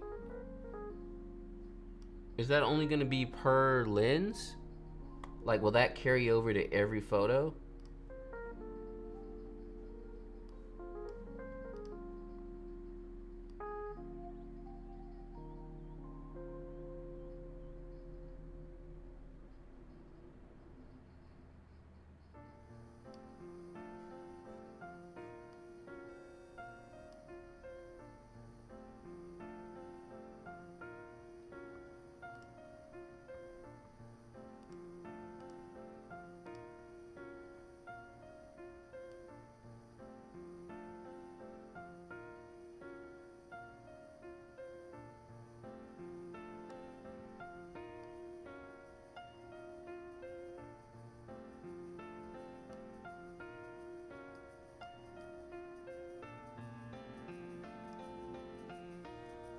That definitely did help some.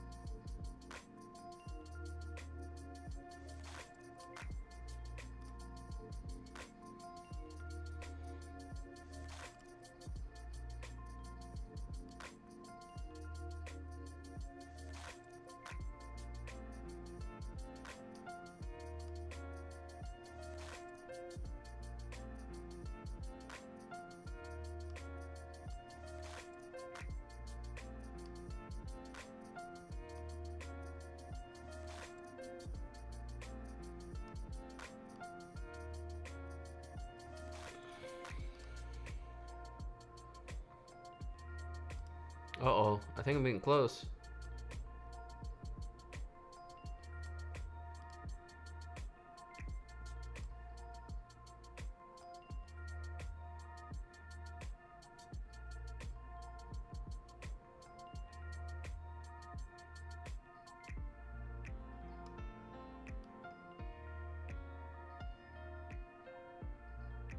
Wait, I'm doing too much.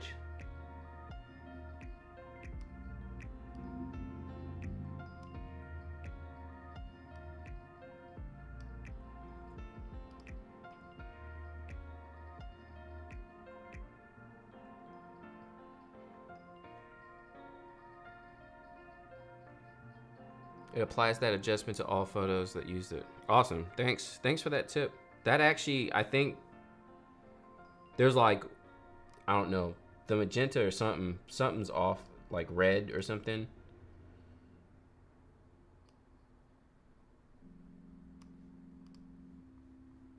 That's definitely not it though, because her lips are too much darker than the other one.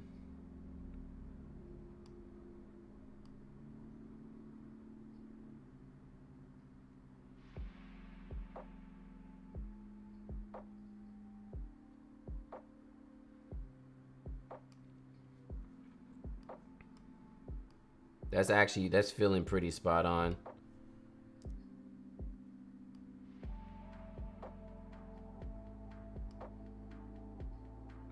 Yeah, that lens fall off with the curves helped. I think it's contrast. The triangle under the eye is def darker on the, yeah. It's just like barely darker.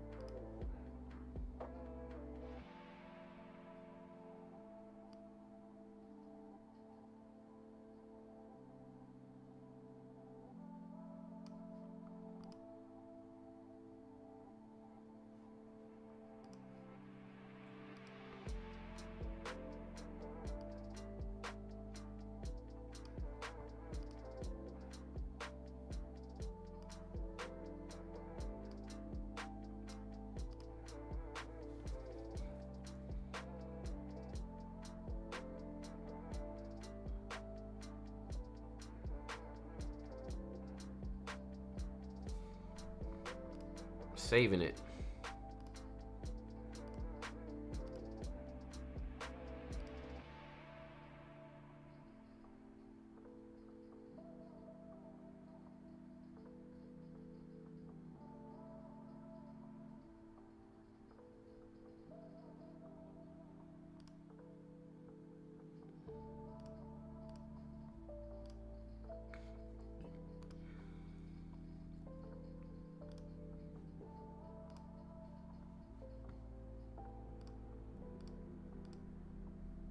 Oh my goodness.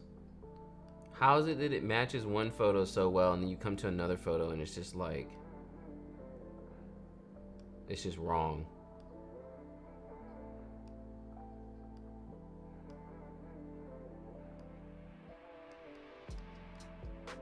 Like I don't understand. And that's the main reason I haven't released it yet. Thank goodness I'm not the only one that sits down and obsessively moves the curves.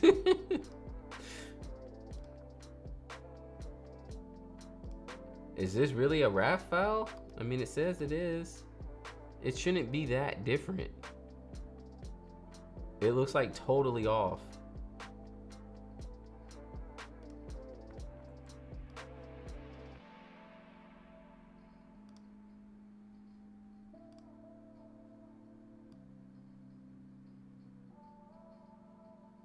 This one looks like it's looking much better though.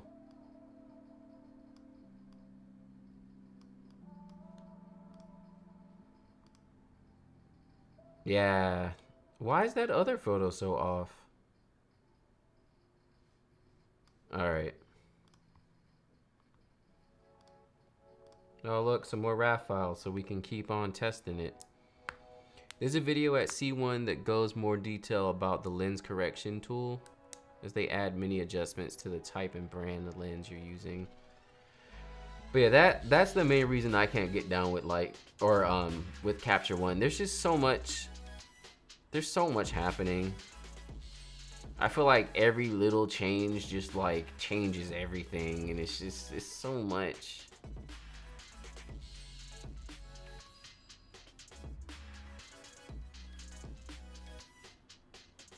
It's so much all the time, and I'm always just like, can I just edit the photo? Can it just look good without every tweak changing everything?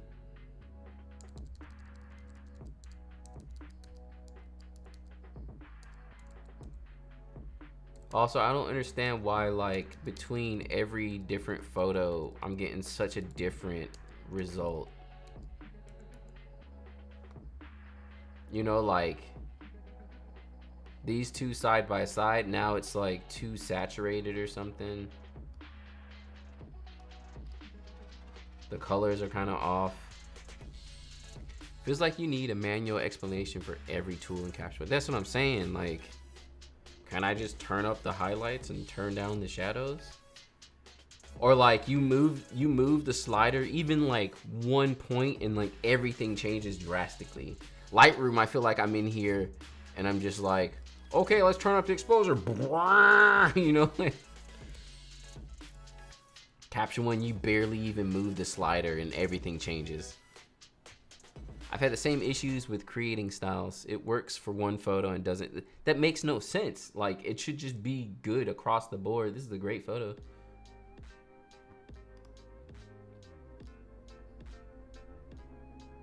Did anything change?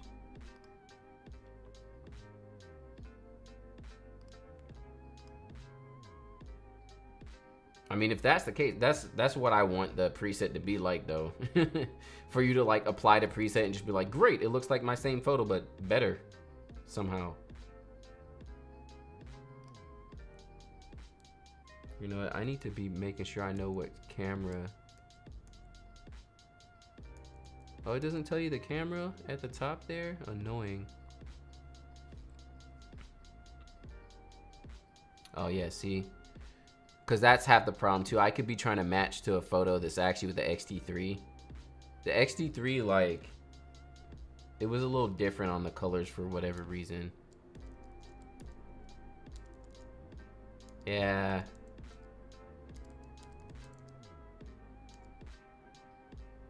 That's feeling pretty on. It's actually a little bit better because it's handling the magentas better.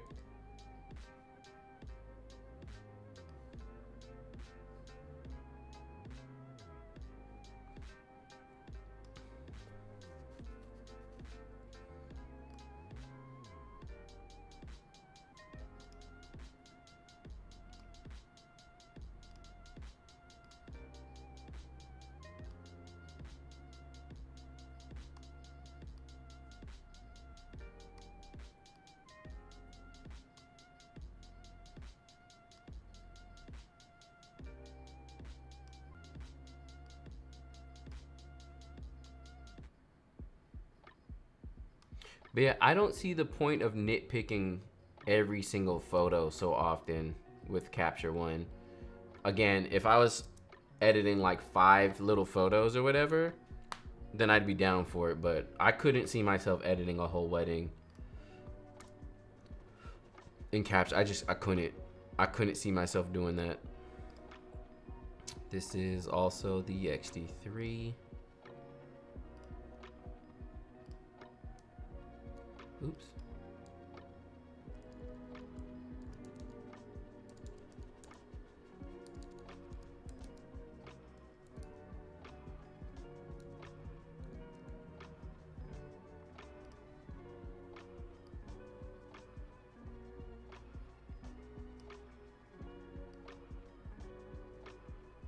Oh yeah, the colors are still off.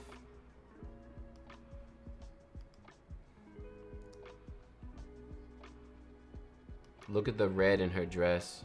I wish there was a better way for me to show y'all this.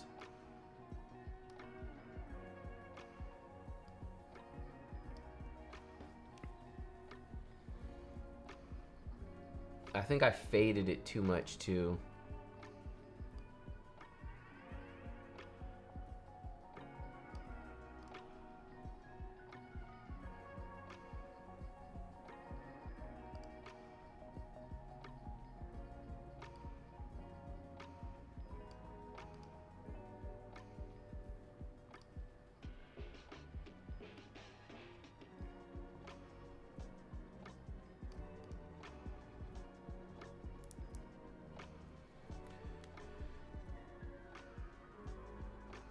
There's a huge learning curve with C1, but once I've learned the process, C1 has saved me hours of work that I would have done in Lightroom.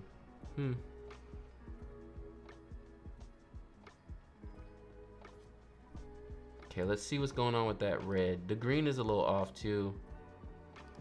So the green looks like it should be brighter, just a tad. And more on the yellowish side.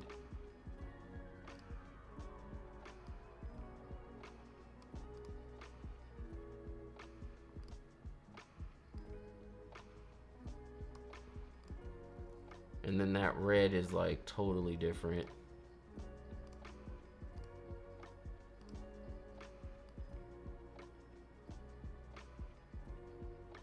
Uh-oh.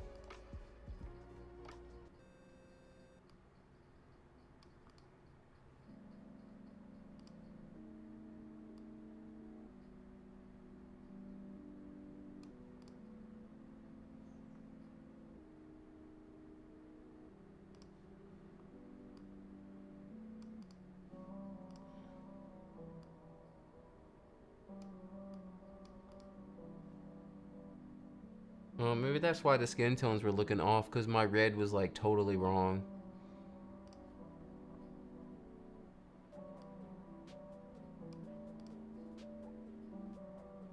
Saturation.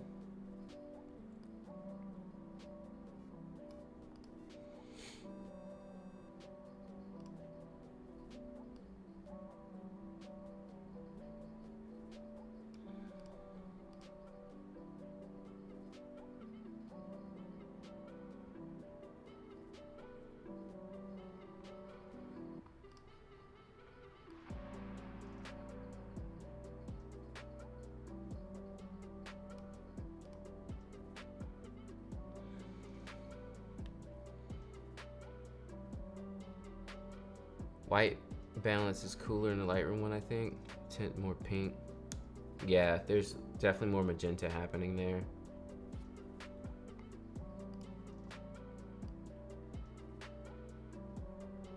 But for me, so white balance is not the concern, because white balance is something that is going to change per photo.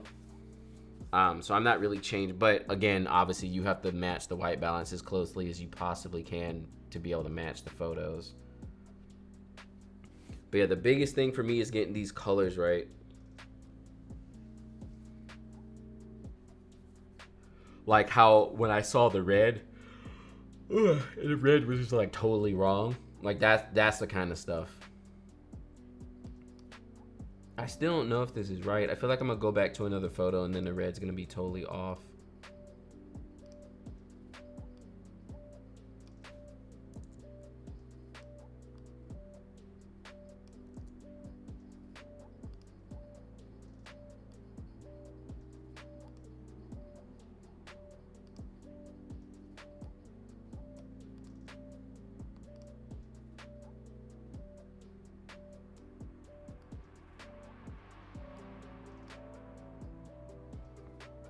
Okay, let's save it again.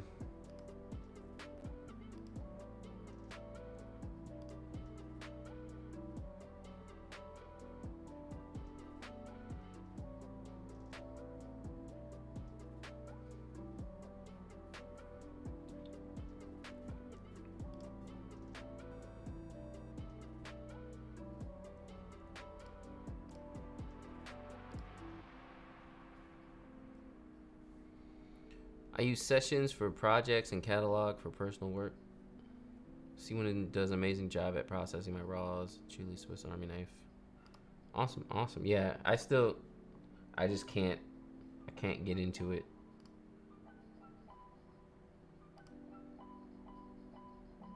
I'm an idiot. I saved the crop by accident.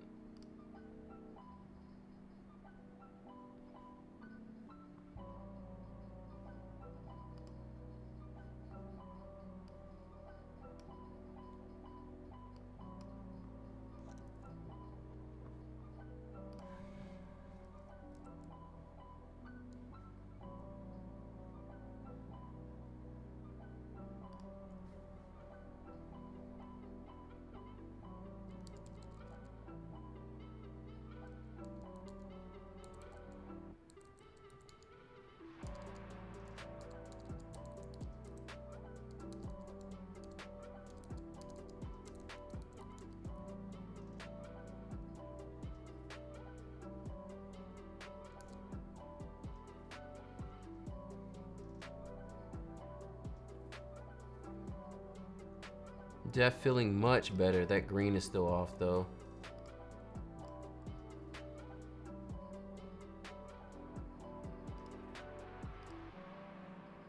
Saturation is...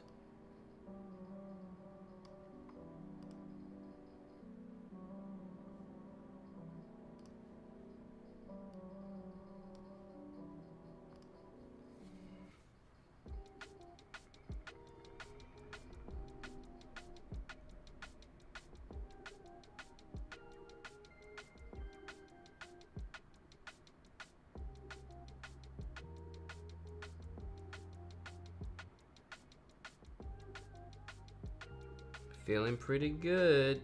Oh, the yellow's all off too.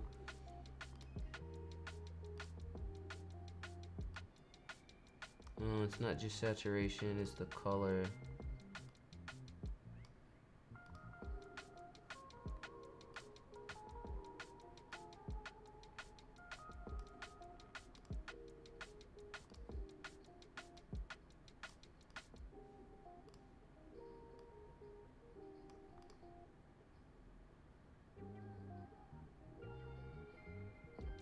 There we go, which helps out with the skin tones. Because that orange and yellowy is going to be all skin tones.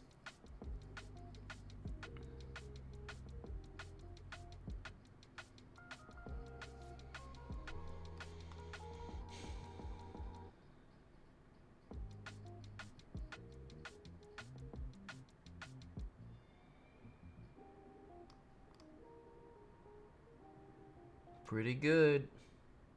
Something else is off. Is it the red?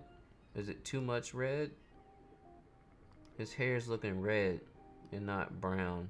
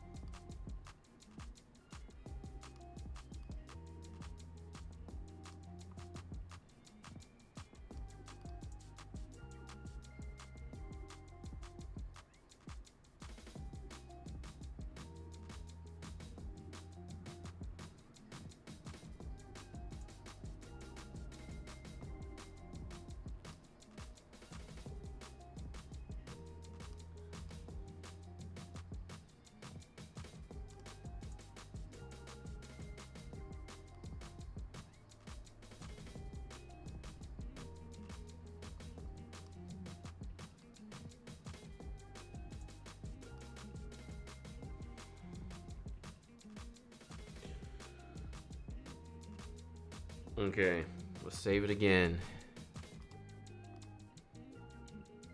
This time we don't want crop. Or I guess we'll... No, we don't want crop. Yeah. But is it going to have the same old crop on it?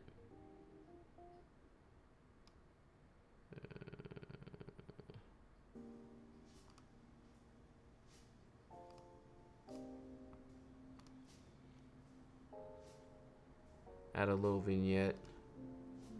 Maybe mask away some of the magenta on the male. Well, so the main thing again, I don't want to get into like photo specific adjustments like that. Because I'm just trying to match the preset. So the preset needs to be able to work well across the board. Rather than it being like matching just the one photo only. So like I should be able to... That red is still so different. What happened?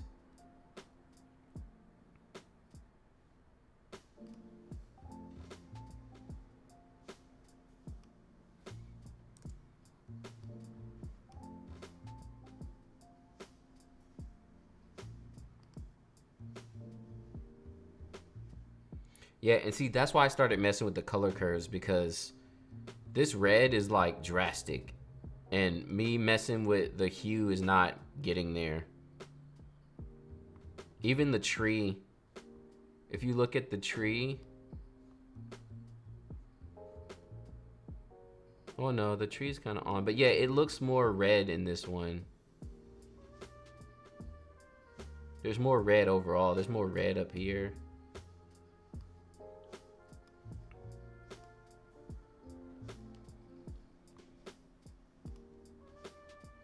Here goes some more Canon work.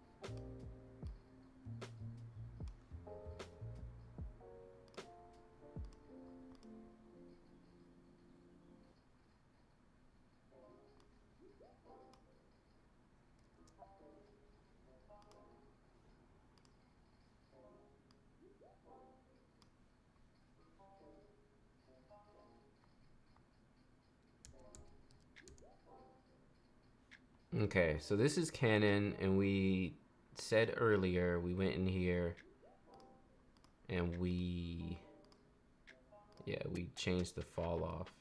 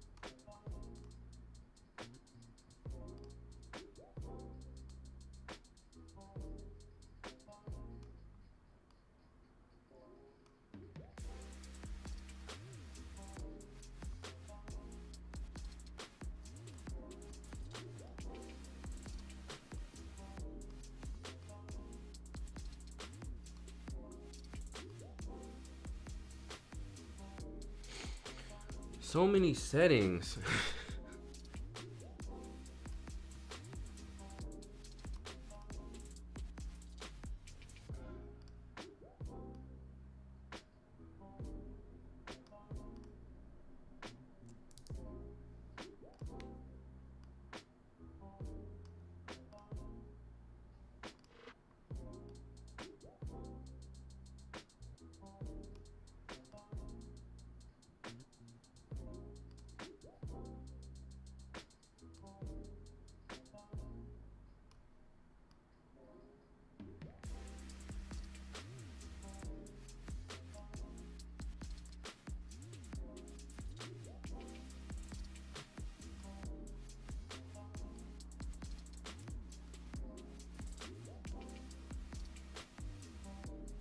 There goes red being a culprit again.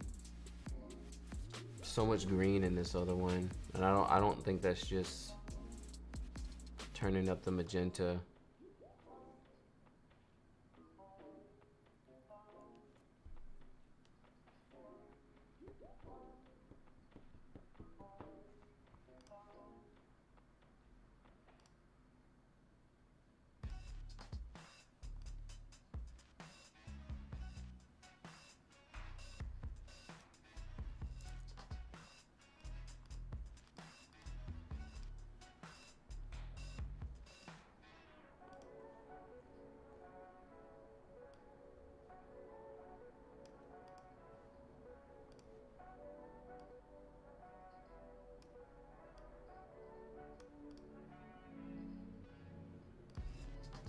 What color profile do you use in Lightroom? Portraits? That might explain the red. I think I just used the Adobe standard. Yeah.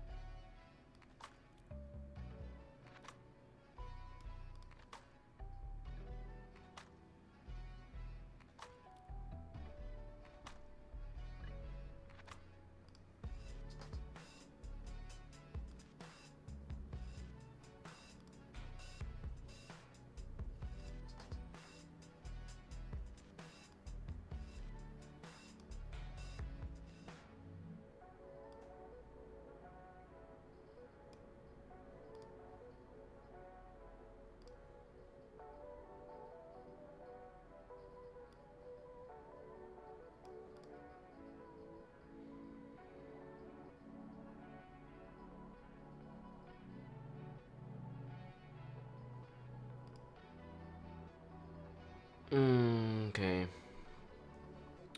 Let's save this one as well.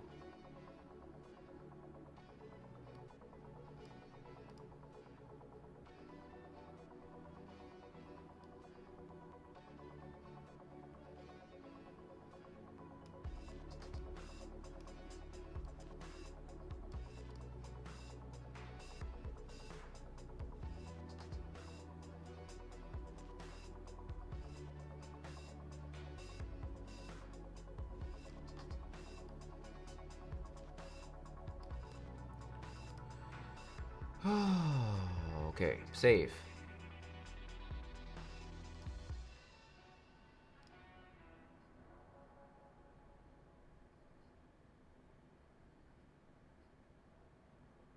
Where's the light fall off? They got sharpness fall off so much.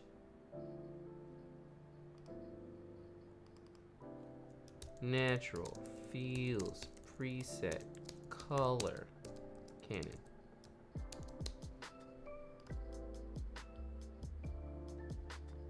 Highlights could be a little better, but I'm not messing with it any further. Here's the same wedding, same photographer. Oh, did I save the... Every time, y'all.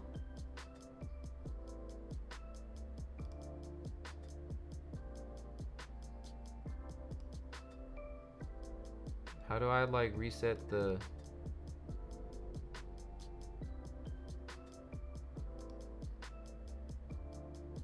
There we go.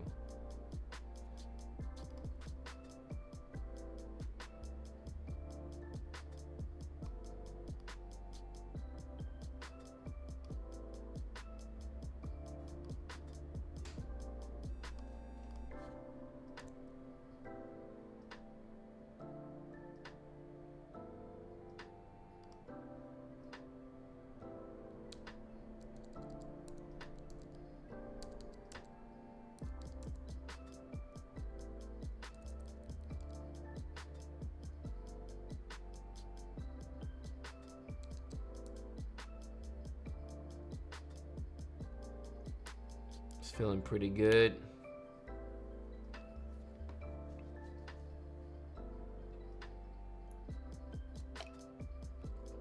Okay, quick 2-second BRB.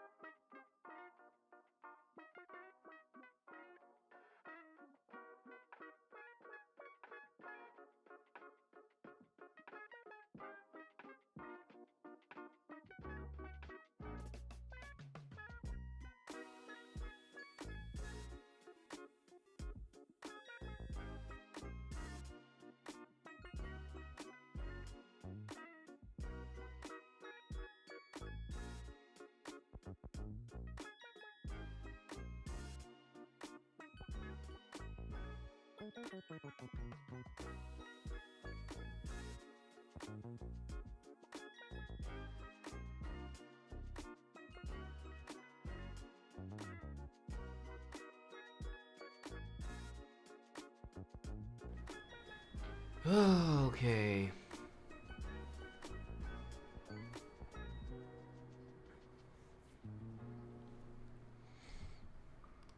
Matching presets, man. This stuff tests your soul. What's that? The orange is too saturated? I kind of like where it is.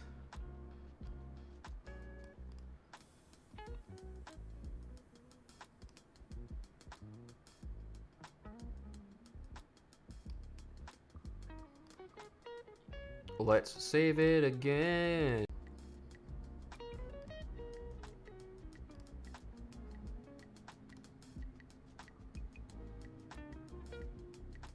So many subs. Is this real? Are these real subs?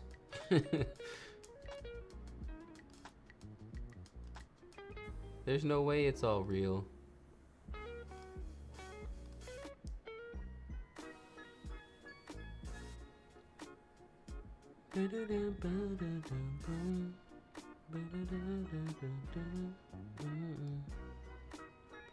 All right.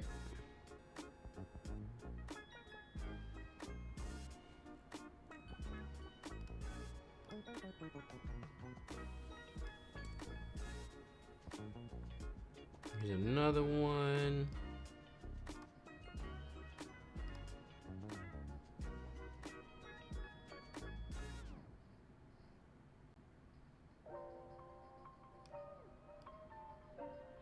Oh, there goes our Christmas music again. Pull these shadows up.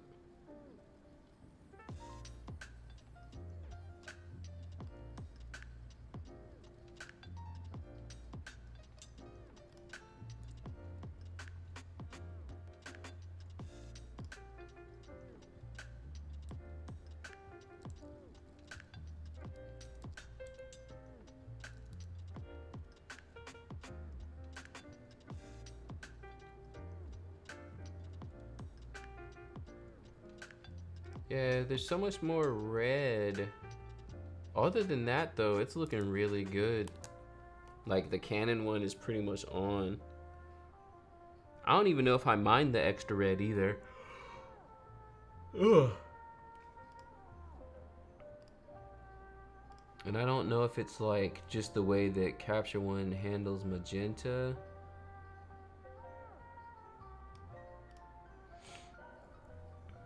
But yeah, there's like overall a little bit more red, but it's feeling good on Canon stuff. Here we have a CR3, so let's see how that works.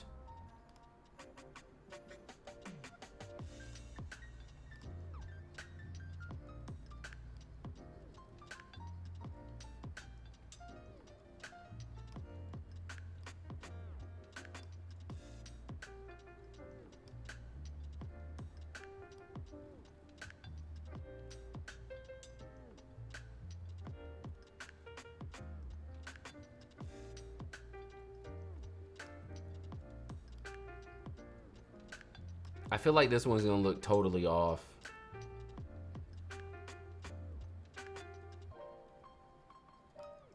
Oh no, it's looking pretty good.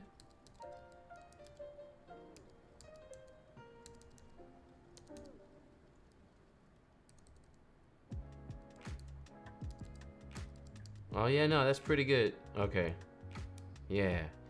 Canon and Fuji are pretty close. I wish there was more Nikon. Where are all the Nikon people at?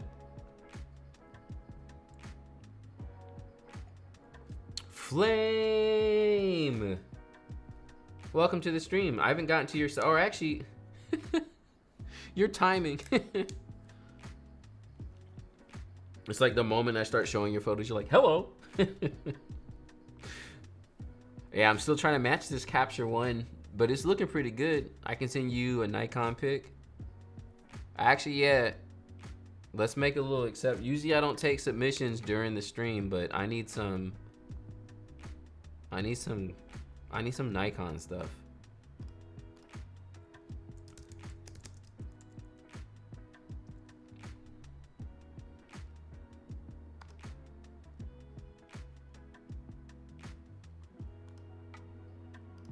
There we go.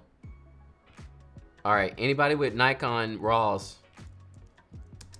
Go drop some. That's the link there in the chat.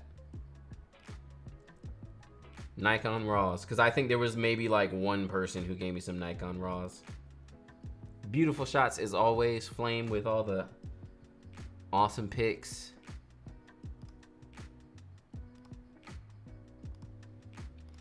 Yo, what's really surprising is the fact that I have like...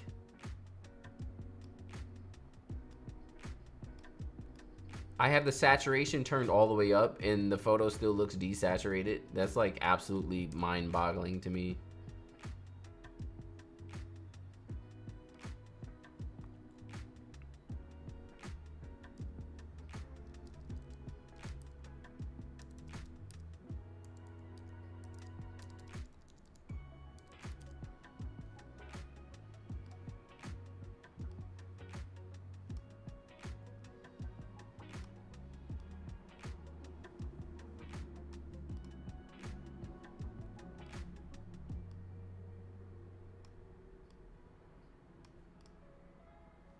Okay. So there's a bit of contrastiness that's like missing.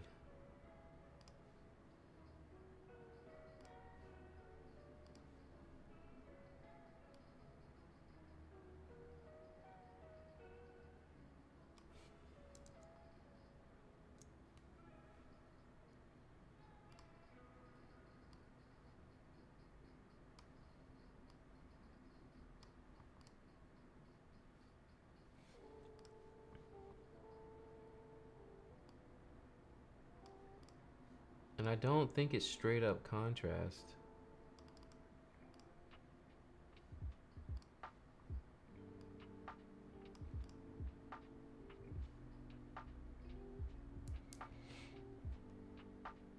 I was coming outside.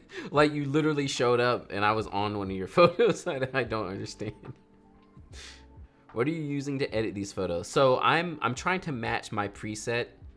I'm mainly using Capture One. So this is Capture One you're seeing here. But on the side here, you're also seeing Lightroom because I'm trying to make sure that the preset looks the same in Capture One as it does in Lightroom. And it's close. I mean, it's real close. Yeah, there's a bit of punchiness that's like, that's lost.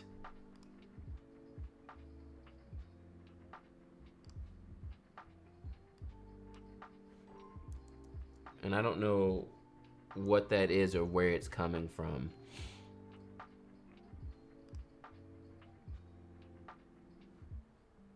Other than that though, it's pretty on. It's feeling pretty good.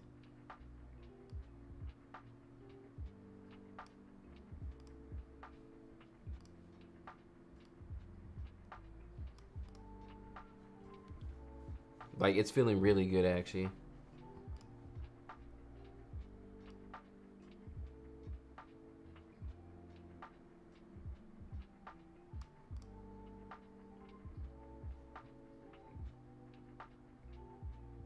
Oh, y'all, I cannot wait to just go ahead and be done with this and release it. Like, really.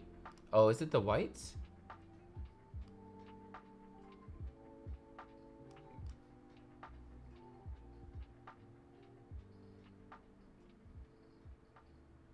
The reds are all off, too. I don't understand.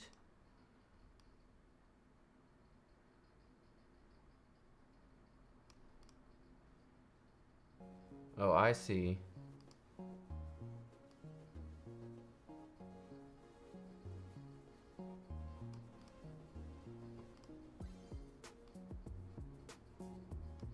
Ooh, the reds made a big difference, actually. It was more orangey, though. Yeah.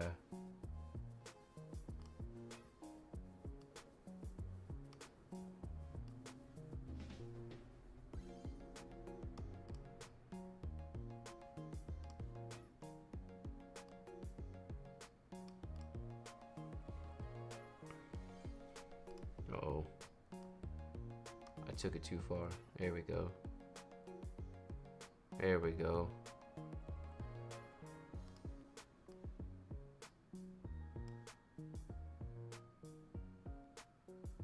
Yeah, I took it too far.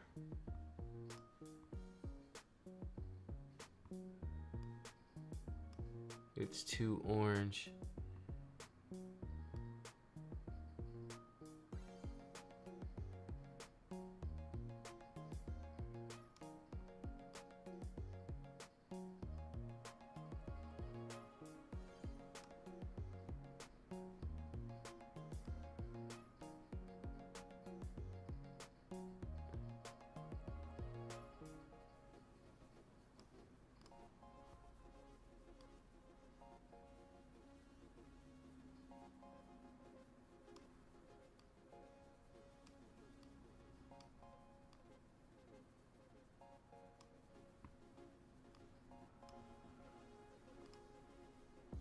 Yeah, let's go.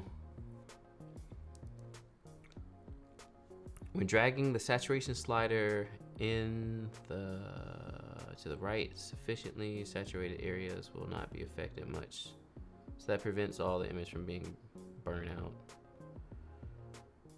What playlist are you listening to? This is some rando playlist I created. It's just a bunch of stuff from Artlist and Epidemic Sound, which are both places I get my music from for my YouTube videos. Yeah, this is good. That red was. It's still not like exact. I mean, here let's nitpick just a little bit.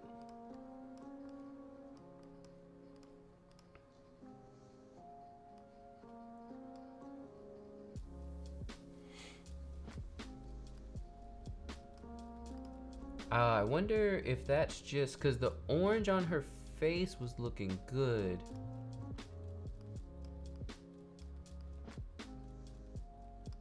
But the red everywhere else was a little off. So I wonder if that's magenta.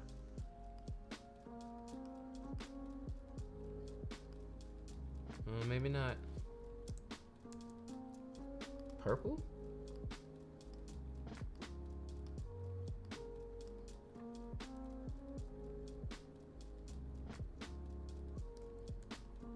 Ooh, that did make a difference.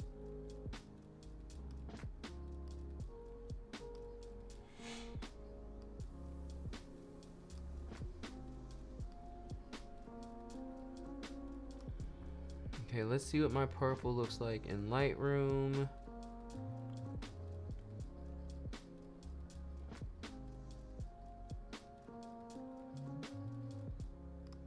Saturation is down.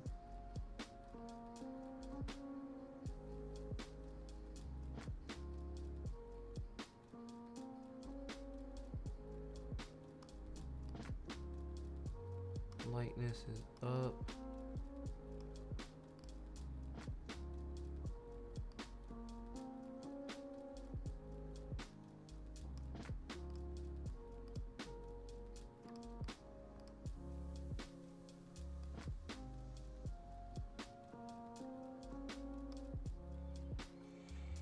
Hi, welcome to the stream.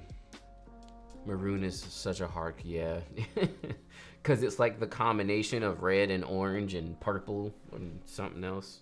It's like every color that you don't like mixed into one color.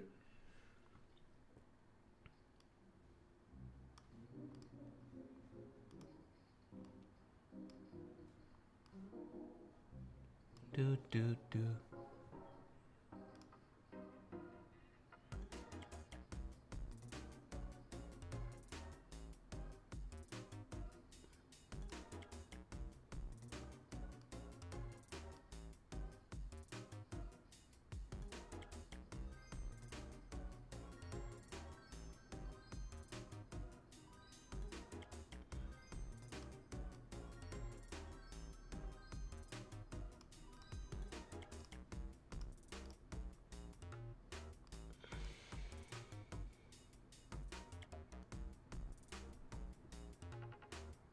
Oh, that helped. It's still a little off, but I'm not, that's as good as it's gonna get right now. Let's go ahead and save it again.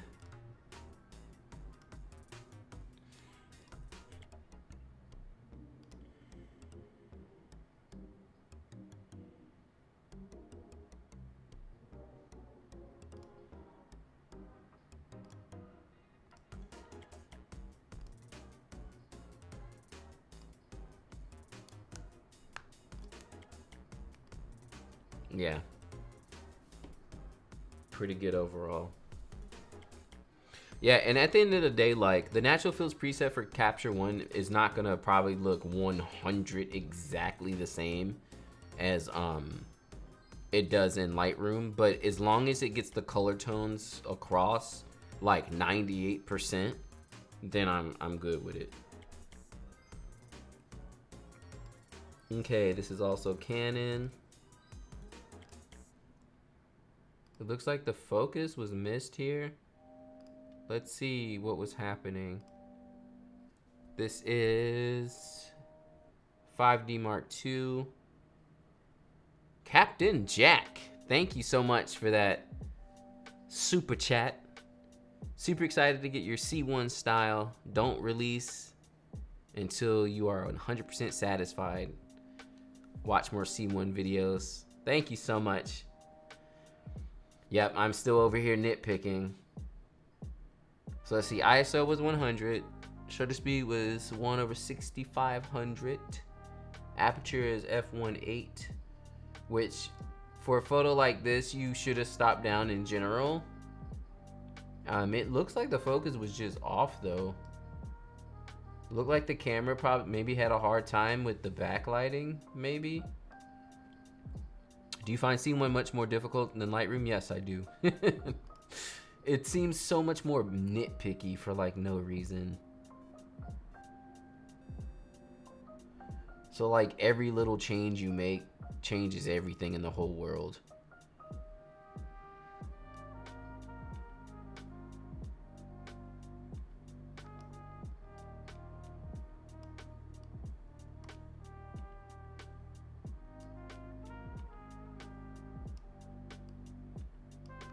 Other than the missed focus though, nice photo.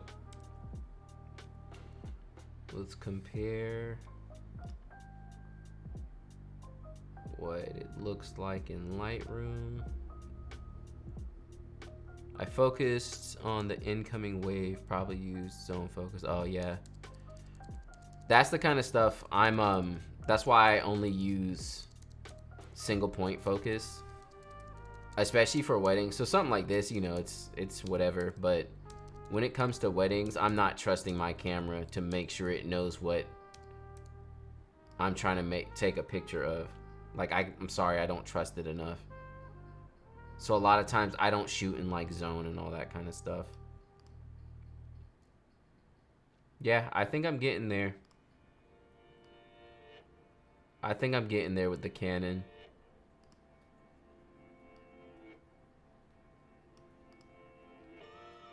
That's looking pretty spot on.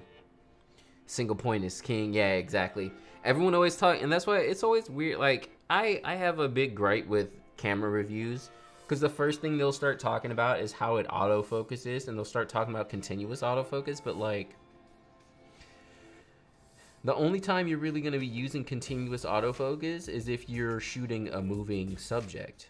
If your subject is standing still, there's no point for continuous autofocus. Not like they're rocking back and forth like, yeah, like they're standing in front of you. Just single point focus, no continuous. And that's the best way to like not miss the shot. Because a lot of times people, oh, I got this one camera and I be shooting it and the autofocus is trash. Can't even focus on someone standing in front of me. Well, let's try not to use continuous. There's not a point for it. Or yeah, just a nice single point.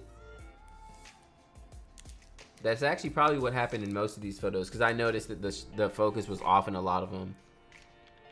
Outside of shooting at 1.8, which for a group, you should stop down a little bit. But aside from that, it might be the autofocus. People always act like I'm crazy when I'm like, I don't use continuous autofocus like at all at weddings. And they're like, what? How? What do you... Ah! Just grab your focus.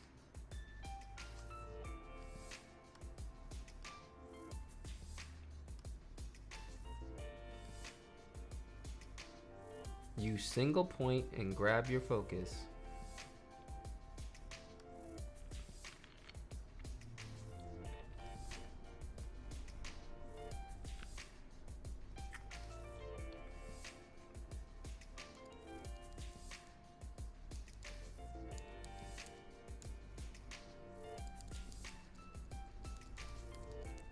Yeah, even the way Lightroom handles white balance is like totally different. It's like weird that it's so different. Oh yeah, I'm feeling pretty good though, y'all. This Canon one's looking good. The Fuji and Canon are kind of where we need them to be.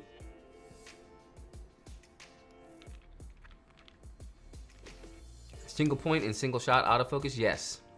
Single point, single shot all day. I actually, someone hit me up on Instagram the other day and was asking me about focus stuff. So I'm planning on making a a video about focusing and how I focus and stuff. When will the C1 preset drop? Whenever it actually looks good.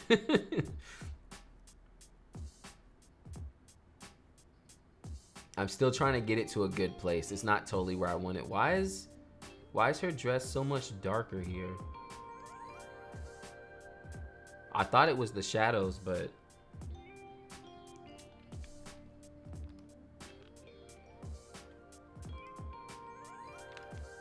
everything else looks good though. Oh, you know what? Is it the is it like the saturation on the reds maybe? Oh no, it's gonna be saturation. Oh, the lightness. There we go. There we go.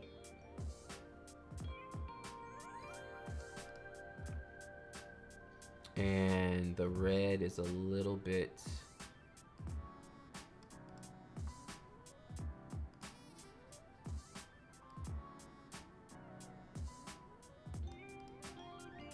Not too much.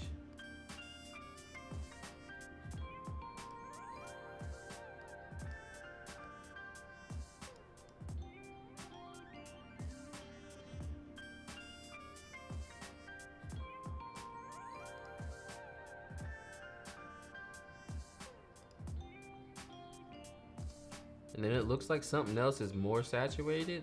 The oranges, maybe? That color is... Wait. Yeah, that's not it.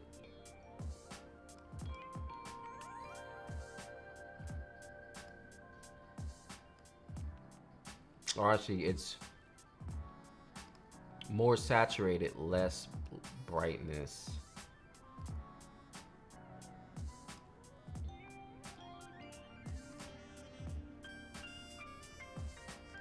There we go. It focused on the incoming wave. Probably, oh yeah, I read that already. I don't use my continuous autofocus on my R5. I have 2 back button focuses. One for eye and one for object. Oh, nice. That's pretty cool. Just added a couple raw Nikon. Awesome. Yeah, I'm gonna be downloading those in just a second. But yeah, like continuous. I mean, even the name continuous. It's like it's for things that are moving around. You don't really need it for anything else.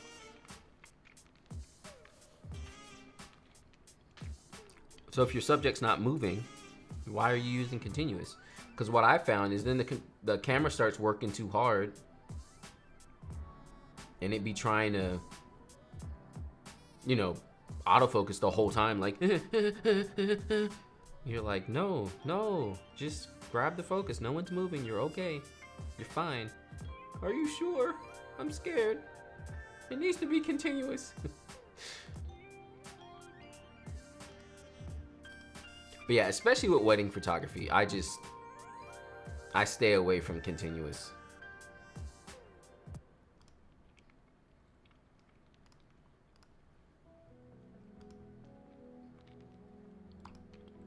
John, are you still looking for more RAWs to edit? I'm not looking for more, but I was specifically looking for Nikon. I didn't get a lot of Nikon photos. So here's another case. I'm not sure why focus was missed here. Settings look good, except for this 200 shutter speed. I would have brought that up. Aperture was 5.6, so yeah, I don't know what happened. The only option here is continuous autofocus or something, or either there's something wrong with the camera.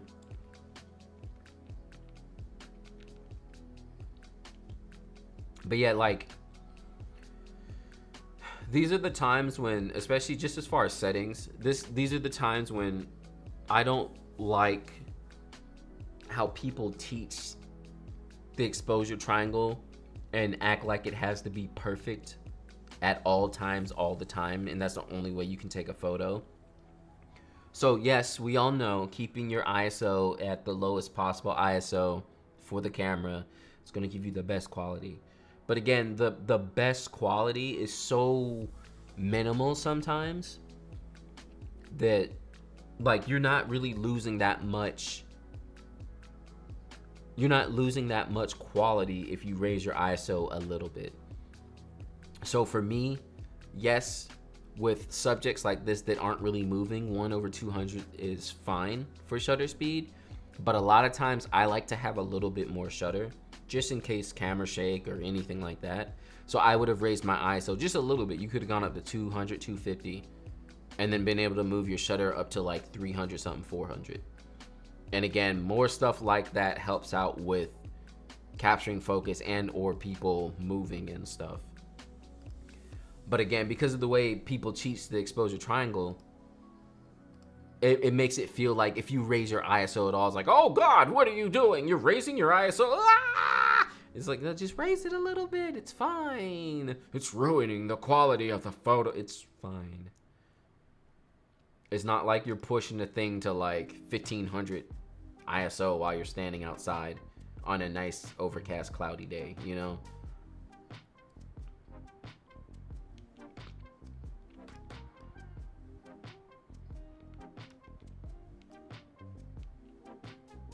But yeah, I'm not sure what happened, because it's a great overall photo. The settings looked fine. The internal ISO battle.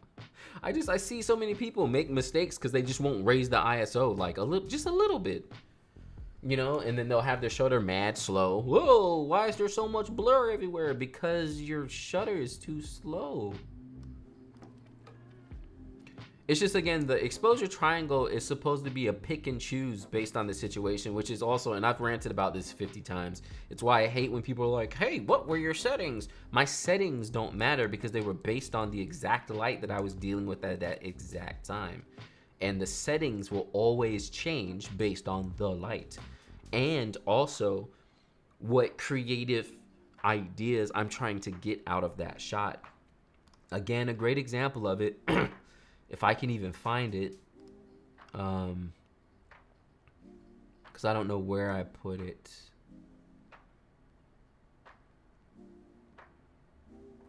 I think, hold on.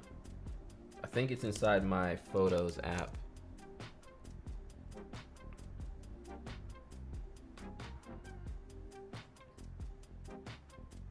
Yeah. All right, so this photo, right?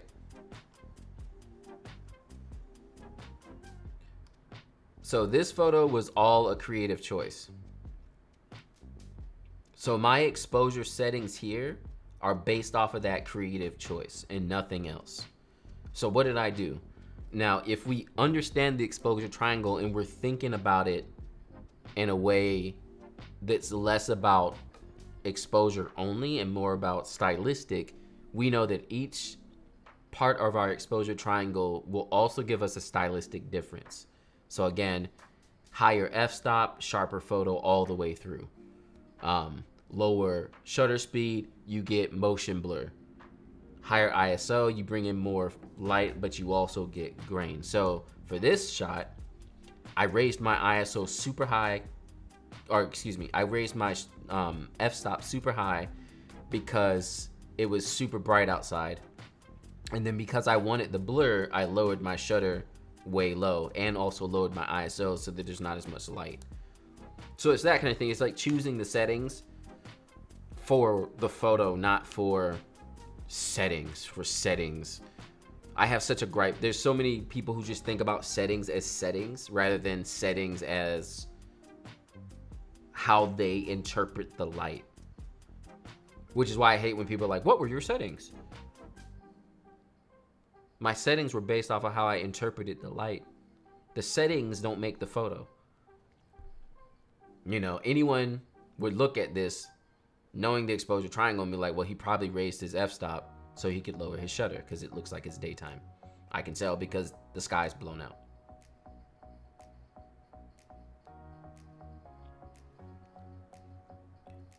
Any settings you would change for the family photo? Not the same plane if they were in a V shape. Well, so that photo, even if they were in a V shape, this photo is stopped down well. The settings were good. I'm not sure what happened with the focus. The settings were great. 5.6 is good. If they were in a super deep V, you'd have to stop down even harder, maybe to like 8. But Especially for two lines like this, 5.6 is more than enough. 5.6 is great. I try for 50 to 100. If I have to go up, I'll shoot 800 and even 16. Yeah, that's good. Not scared of your ISO is good. My bad on the fini shots. I didn't mean to turn up on the magenta. But I love magenta. I get so annoyed when my friends ask me for settings. It's different for every location, time of day, other like exactly like you can't just the settings don't make the photo. It's like what are you gaining from knowing my settings unless you understand what they're doing. Here's a cute little photo. And yeah, this is so the cake was yellow and y'all are seeing it now and it's like I sucked all the life out of the yellow, but that's what the natural fills preset pretty much does. Let's see how it compares.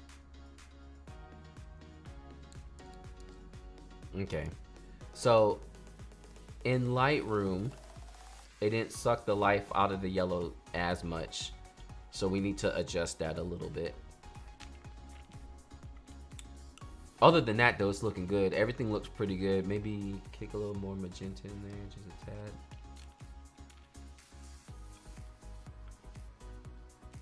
And then let's fix the cake. So that's yellow. And I think it's just saturation that it needs, just a little bit more. Oh, maybe it needs to be a little bit more yellow too.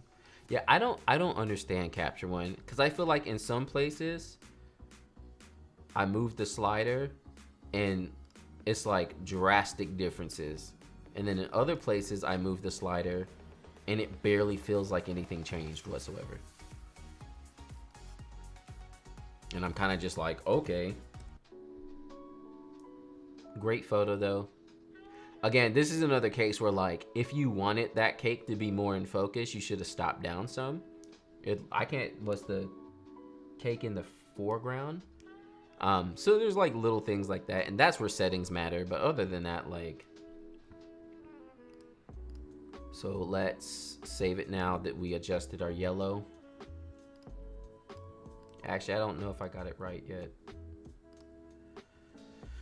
It looks like the color of the yellow is off.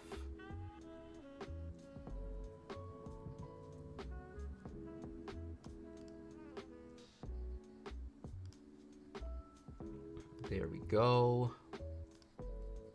I always love this age when they're like right around 1 and they can finally start to smile when you tell them to smile, but they always smile like all weird.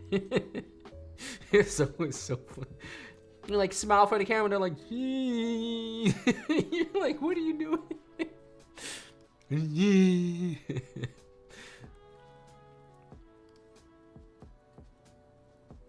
Okay, cool. Here we go again.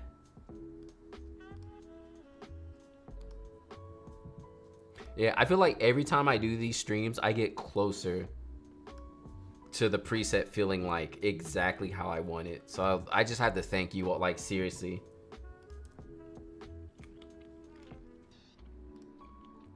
Okay, this is Canon again.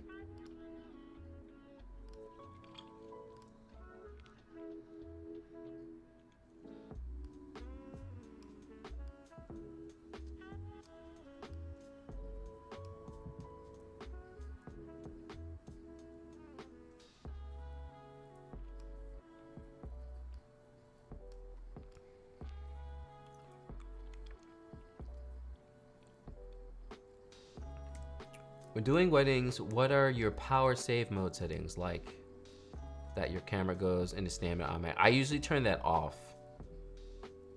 I usually always have that turned off.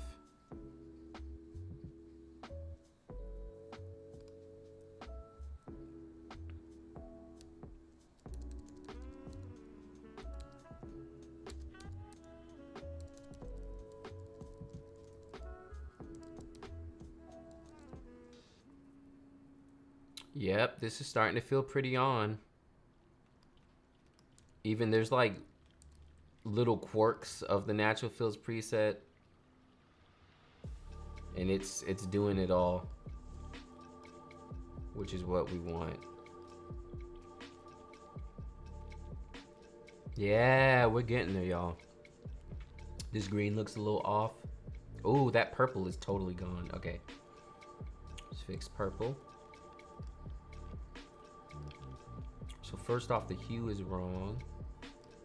The saturation is off. Uh-oh. Nothing's changing.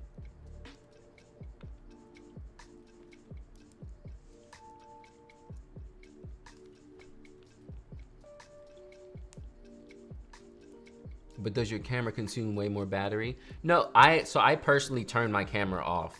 There's times at the wedding day where like not much is happening that I'll just turn the cameras off. And I do it often. It's almost to the point of like a nervous habit, just to give you an idea of how often I turn my camera off. Like if I know I'm in a section where not much of anything's happening, I turn my cameras off. Will you be doing any more live streams using Lightroom? Yes, that's my main program. So the only reason you've seen me recently in Capture One so often is because I'm trying to finish my preset, trying to convert it over. Y'all, that purple is all the way off. And I'm making changes here and nothing's happening. Did I do something wrong?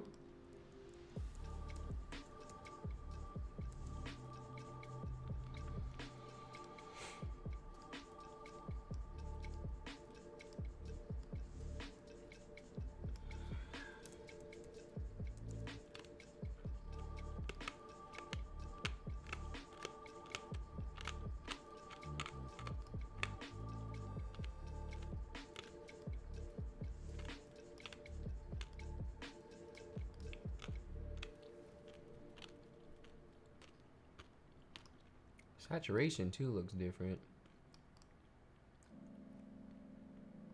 There goes that little bit of...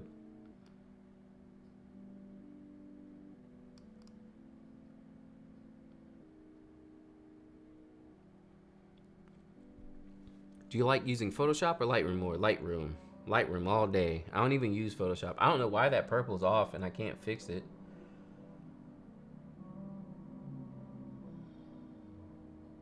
I went to purple and I tried to change it and nothing's happening. Is it not purple? Is it blue? Dun dun dun. Okay, hold on. Let's reset.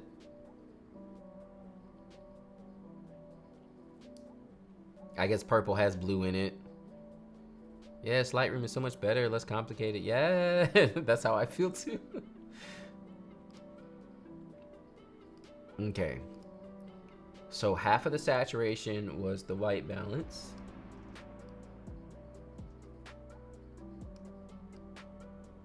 And then we found out that blue was the main culprit in this purple. However, I'm kind of scared to make such a heavy change to the blue alone.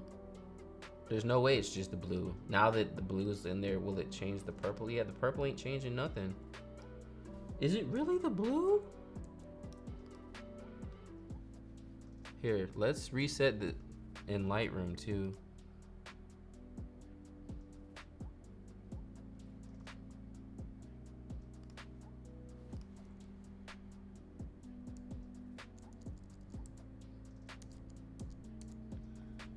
Why don't you just paint the balloon? Because I'm trying to match the preset. It's got to work the same.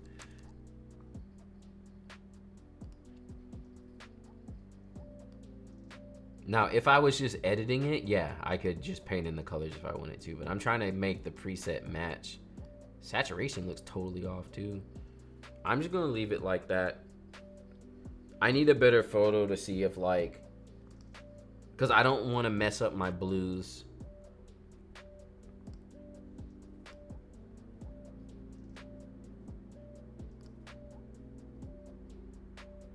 Oh, goodness.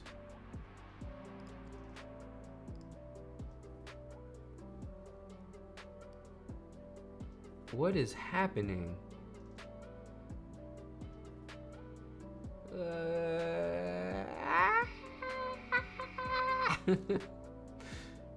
Yo, Capture One is weird. I'm sorry, y'all. I'm not a fan.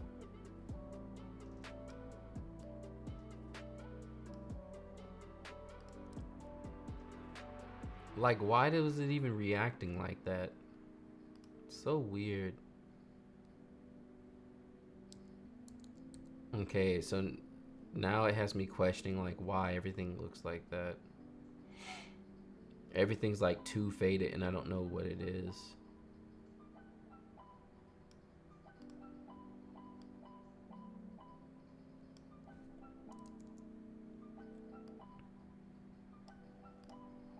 In Lightroom, there's so much more brightness overall. But it's not brightness, it's the, oh, maybe it is.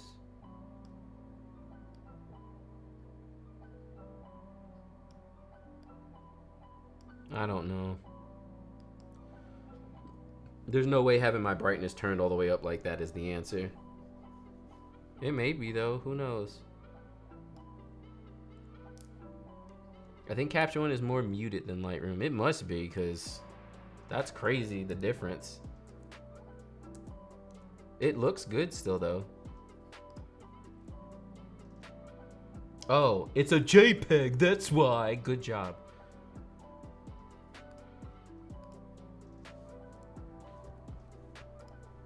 Yeah, I'm not editing any JPEGs. Sorry, folks. There we go.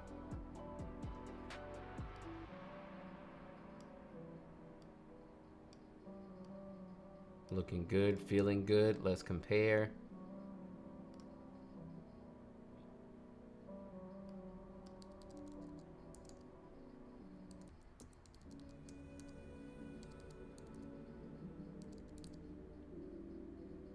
Something's off. It's like the reds or something. We adjusted them on a different photo, so maybe it's just magenta in the photo. Oh yeah. Yeah, it's just the magenta in the photo.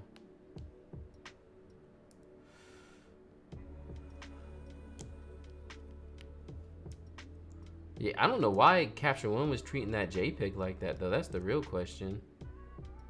Okay, so we have a Canon file. We have Capture One and Lightroom. They're treating the file pretty much the same, except for the shadows. It's looking pretty much on. So here's our preset here. Here's our preset here. No adjustments. And you can see they look totally different.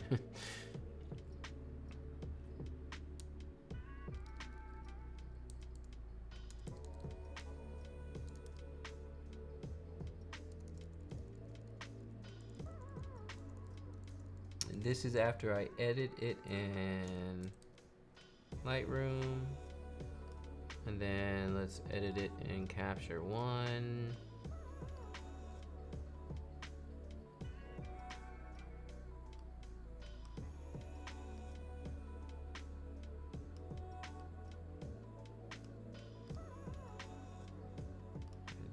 White balance too much.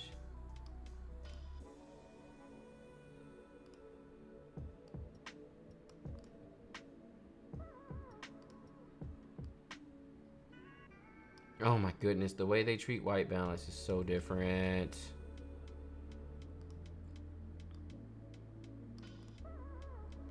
But yeah, again, it's not gonna be perfect. There's no way I'm gonna be able to get this like 100% exact between the two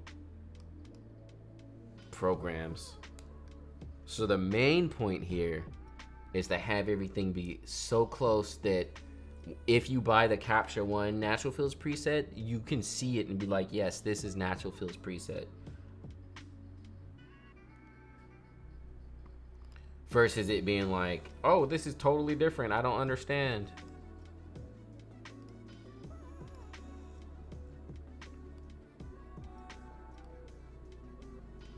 Magenta life. Give me that magenta.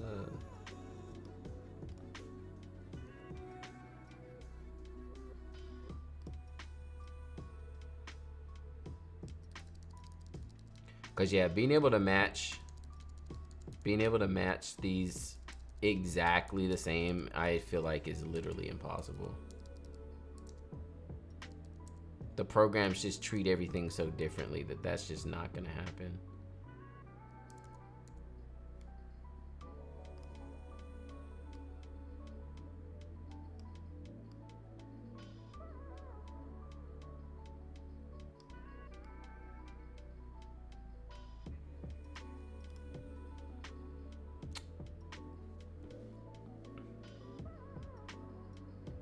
What's off here?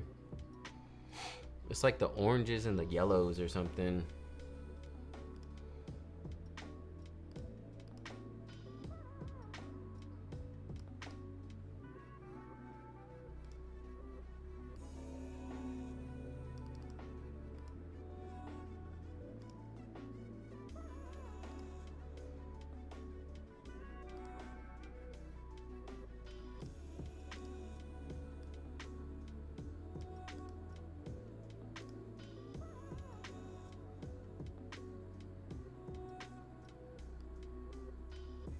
Actually, yeah, what's happening in her hand here?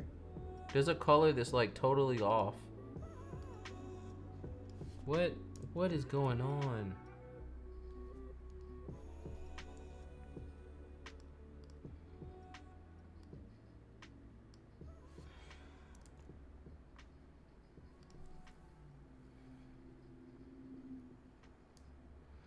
Look at how those highlights are like blown out in Capture One. What is it? Yeah, what is that? Why does it do that? And if anything gets blown out, Capture One is just like, roar, this is what it looks like. And you're like, what? What? That's not what it looks like. Why does it look like that?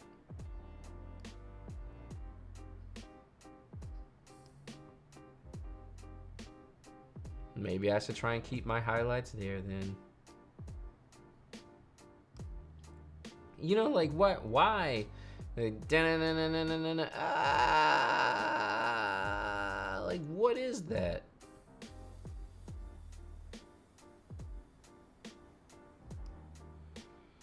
I almost don't want to edit. I don't want to save that to the preset though, because in the other photos it was looking fine where the highlights were.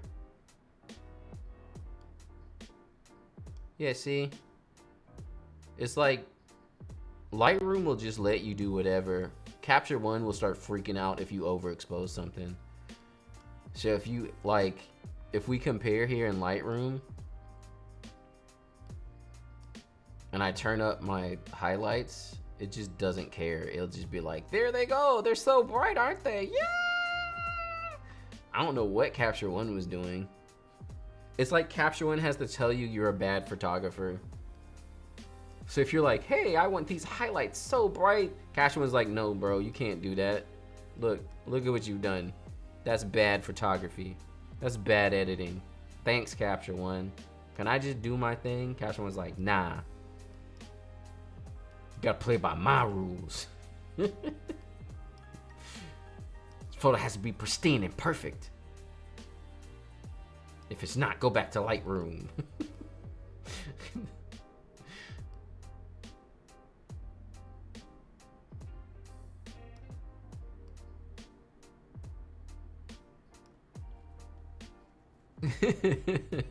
C1B judging. That's what it feels like. It's like, why would you ever even want to turn up your highlights that high? No one does that. Real photographers don't turn their highlights that high. Capture One, why? The greens are all off. This whole photo is wrong.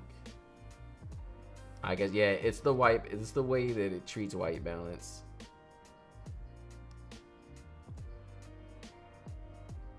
But yeah, that's why I always have a hard time. People swear by Capture One, and then there's stuff like that, and I'm just like, that doesn't feel good to me. Not a fan. Not feeling it.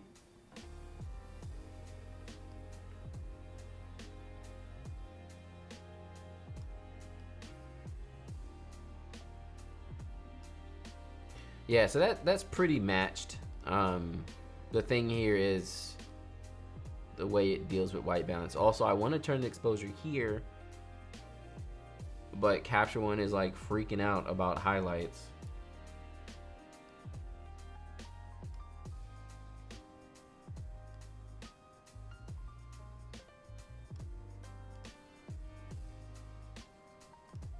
I mean, it's close.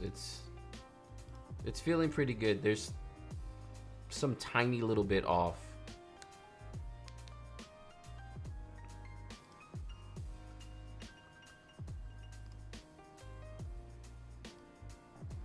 Actually, yeah, that's what was happening. I didn't even realize that. Maybe I should turn the highlights back down.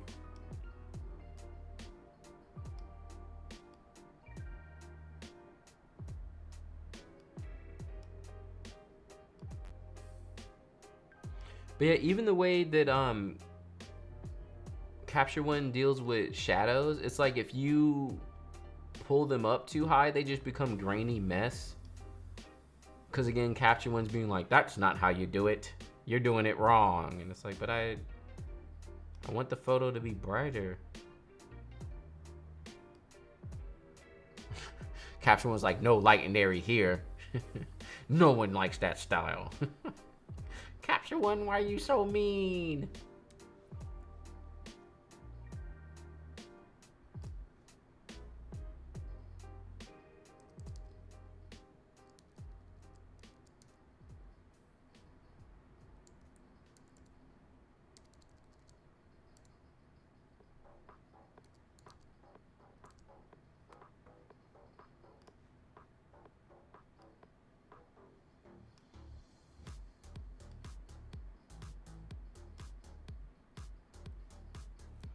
Yeah, see, there's still like a whole section that's like blown out.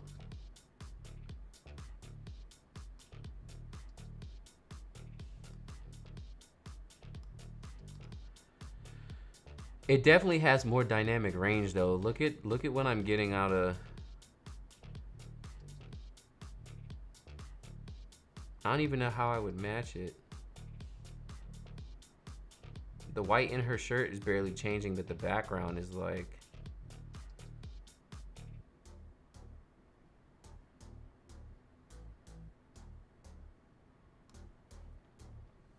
Try using the level tab.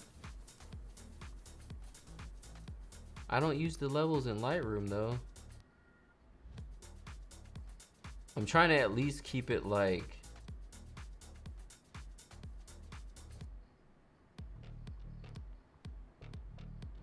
about the same. I feel like every time I start having to make changes to everything,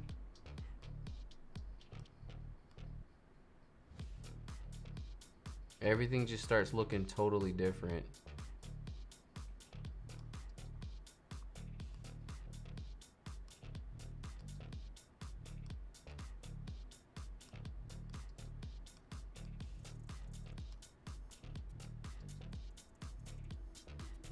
Okay, here, let's try this again.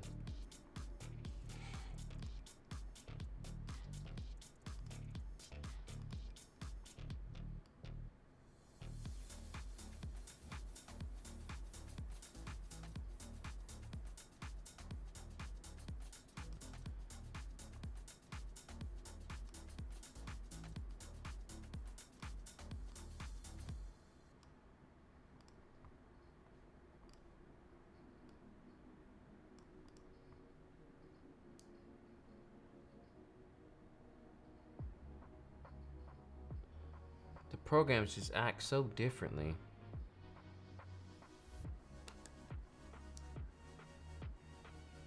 So differently. How many 4 photos we have? Okay. Not too many. And there's a lot of JPEGs too. So first off, we gotta straighten this.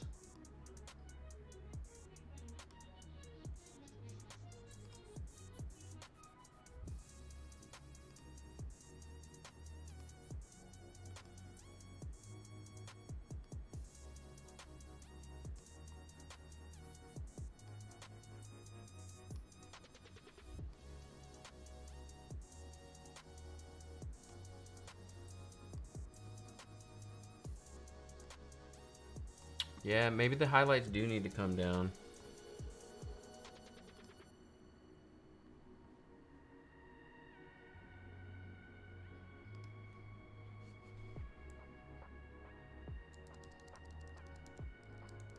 Oh my goodness. The white balance just like straight off the program is like so different. Yeah, y'all. I wonder if the levels is the issue.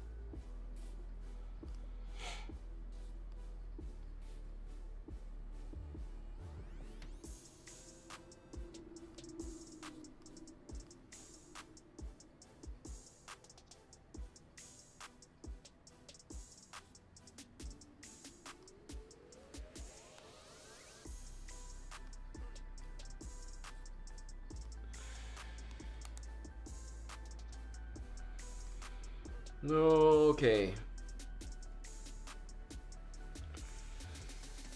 Highlights are still looking like they're mad blown out for whatever reason.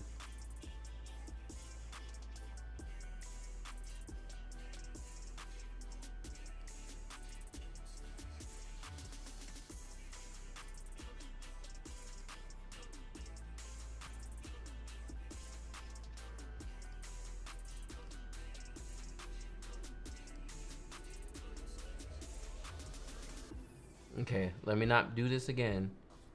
Where's the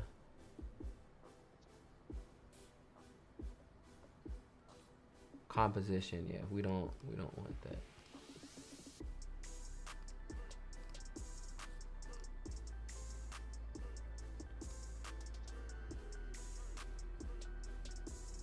Okay, this is a JPEG, so no editing.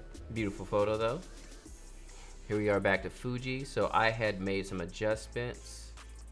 So let's see how that went.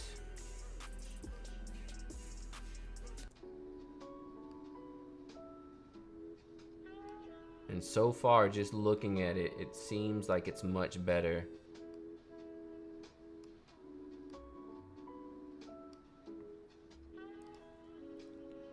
Let's compare.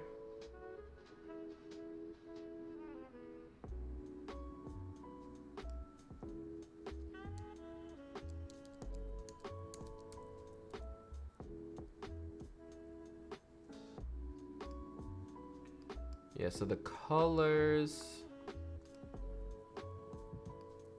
are a little all over the place.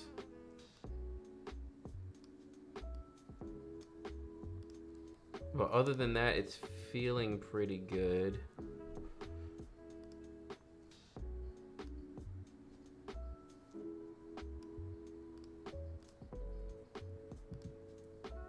I wish there was an auto.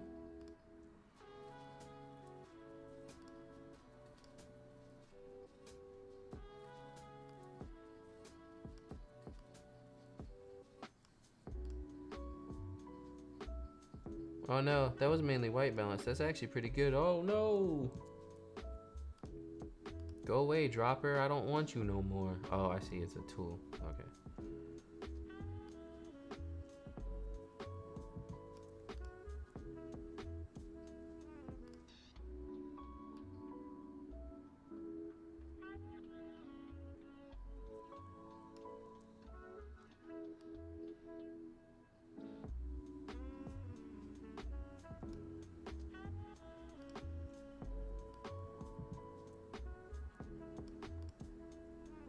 Oh my goodness. White balance, y'all.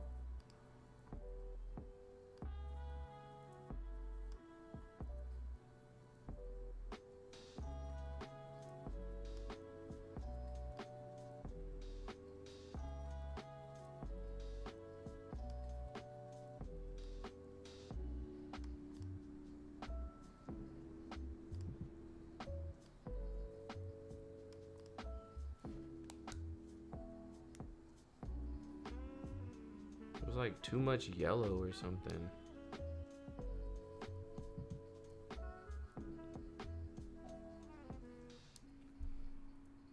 Yeah, I'm telling y'all. It's such a gorgeous photo. Yeah, this is a good photo. Good stuff. This matching presets, y'all, it hurts.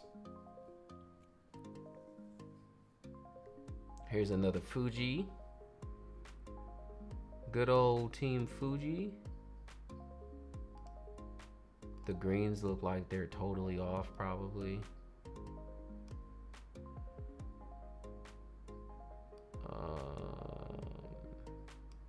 Actually, white balance was looking good.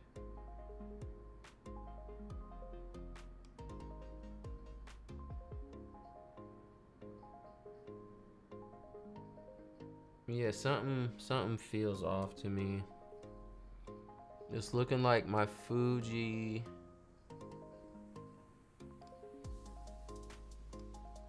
is off still.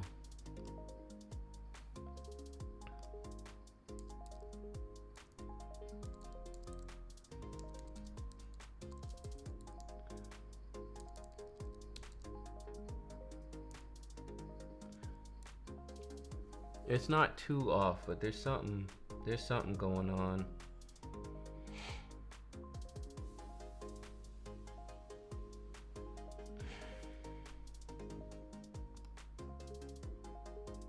Here's some more JPEGs. Cool photos. Unfortunately, I'm not gonna be editing JPEGs today. I mean, this, you know, you can black and white this, but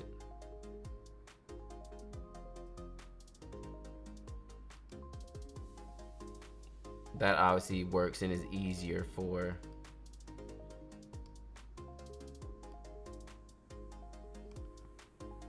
a JPEG. Finally, we got some Sony.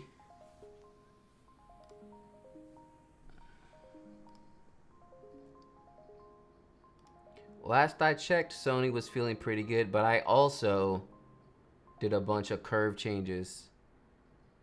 So I don't know. I don't know if it's gonna work out.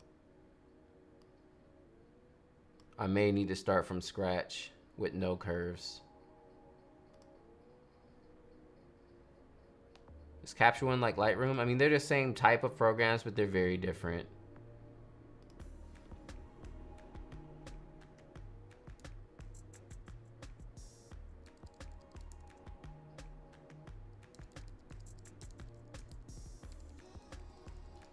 Yeah, I might have to go back to square one with Sony.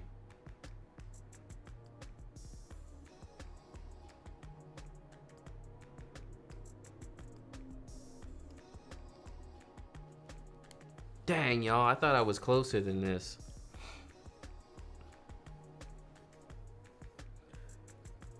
Oh man, I might have to stop streaming too.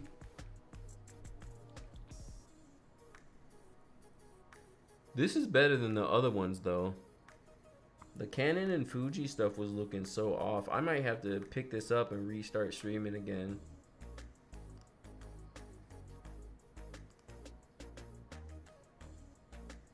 We made some amazing progress though. This looks so much better.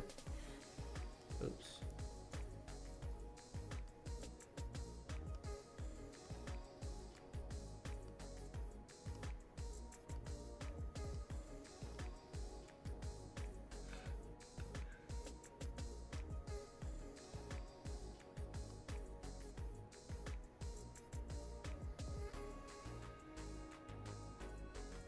Yeah, I need to download some of those Nikon ones too.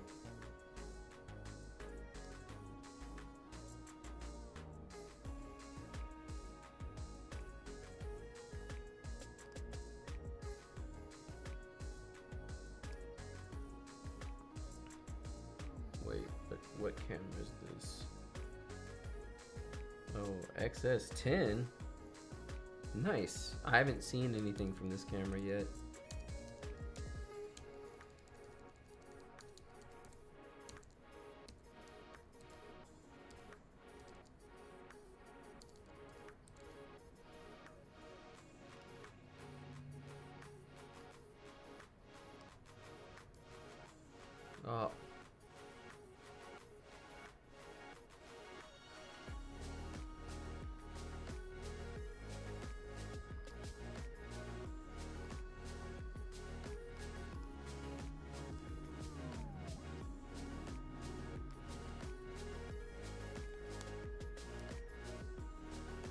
Left to go to the camera store, and my man John is still going strong. Yeah, no, I'm not going strong no more though. I'm fading out. This matching presets is over here testing my soul. I'm probably gonna stop and then come back.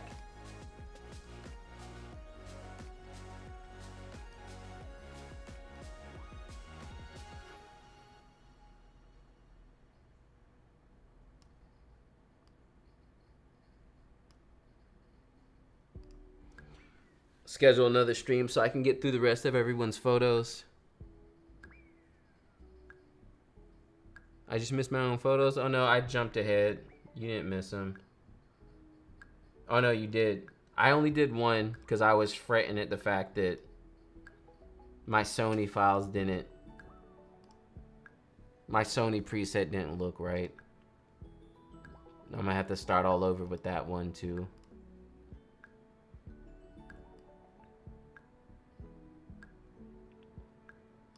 The main point is I think I messed up the color curves. Also, the tip I got earlier about the lens fall off, that made a pretty big difference too. So I'm gonna have to go back to square one with the Sony files. Like, it's kind of on, but I don't know, it's not really there. You can see it in the colors.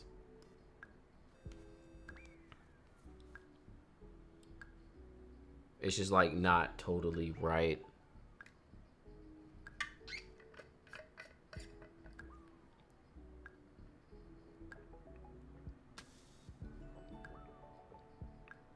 I make it that much better when we finally, yeah. It's my little baby brother, awesome. What a cutie. Yeah, it's close, but it's not. It's not. So far to go. Okay, before I get off of here, let's try and find some Nikon ones. I think I might have to download the ones. Oh, wait. This is a good example of Canon to see if Canon's really holding up.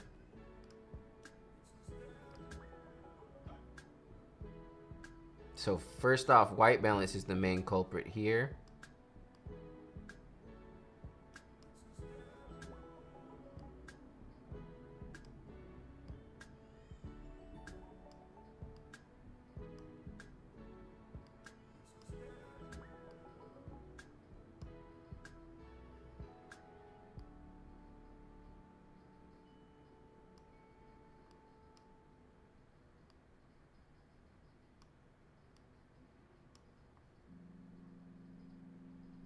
That's just like a stain? What is that? How do you change the size of the... Oh, it's like Photoshop.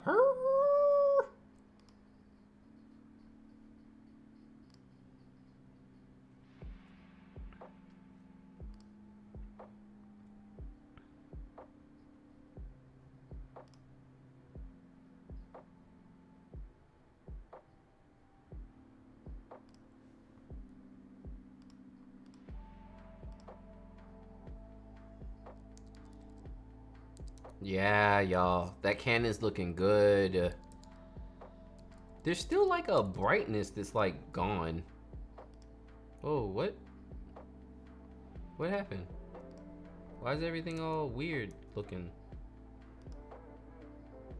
Oh, because I'm on a different layer. See, I can't, y'all. I'm sorry. I can't.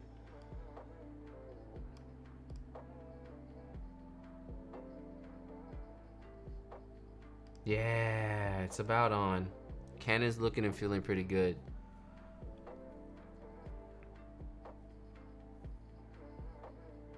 Gotta go, John. Hope it all works out. Thank you so much. Thanks for always submitting. Love looking at your photos. Good stuff. Good stuff always. Something in the skin tones is off. It's like the orange is not red enough. Yeah, it should be like there. Yeah, the Canon one so far is the closest I've gotten. That's like as close. It's the best contender so far. Skin tone's still a bit yellow. Yeah. I just adjusted and it's feeling good now. Let's save that.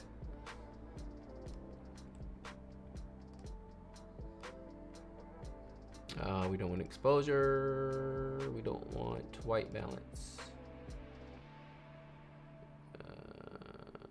Composite is good. This is Canon. Yeah, Canon is about there.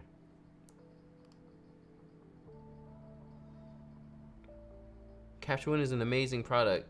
You can use skin tone tool. That's another one. I didn't want to touch that too much either. I just want to get this thing matching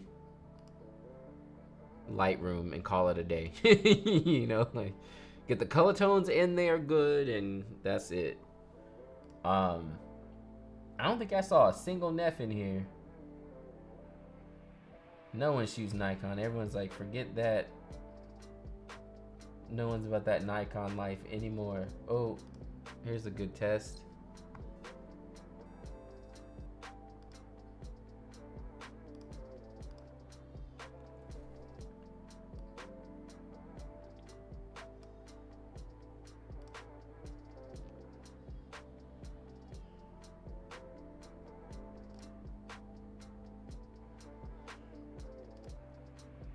Uh-oh. Uh-oh. Is that just a white balance issue? Let's see.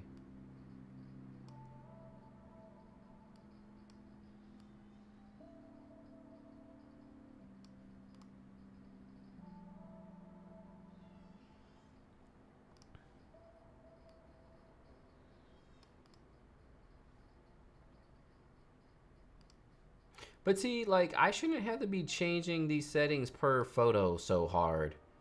Like, I can't just set the levels and be fine with it. I have to, like...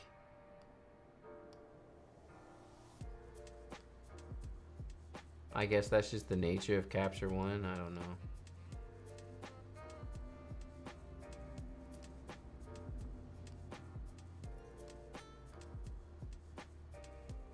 Something's off.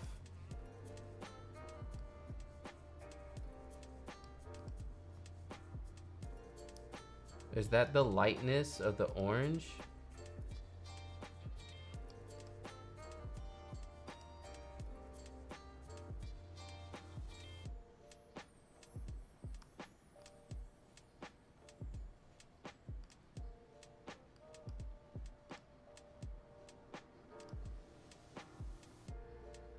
It's like I bring up the exposure, but it brings out the shadows. So I try and lower the shadows, but it makes no difference anymore because now the shadows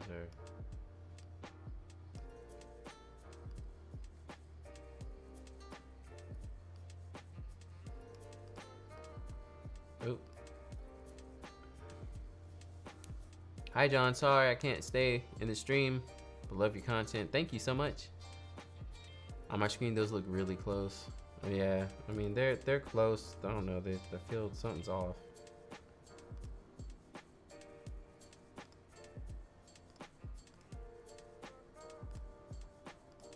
Something feels off.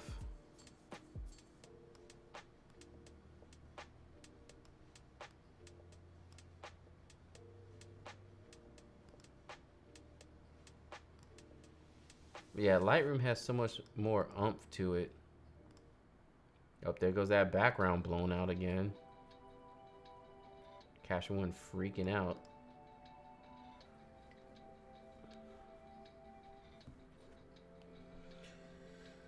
Oh, goodness.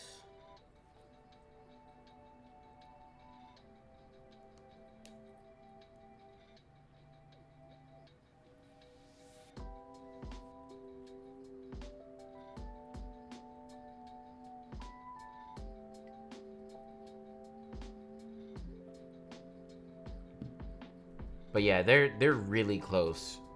And again, the style is mainly supposed to just be a tool, basically. So like, if I can get them close enough and it looks good, that's what I want. It's not gonna be perfect, and I've already, you know, I've already told myself that.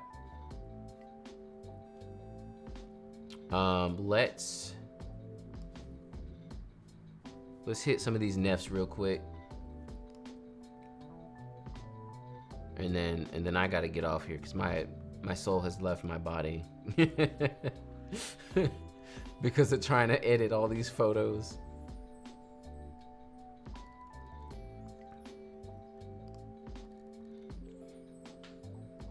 But yeah, this looks good overall. Like if no one knew what the natural fields preset looked like outside of Capture One, this looks great. This is a great edit. It looks good, you know? Like this looks good. You look at that before and after and like it looks good. And that's kind of the point. That's the main point. Is that I want it to feel like natural fields and I want it to look good.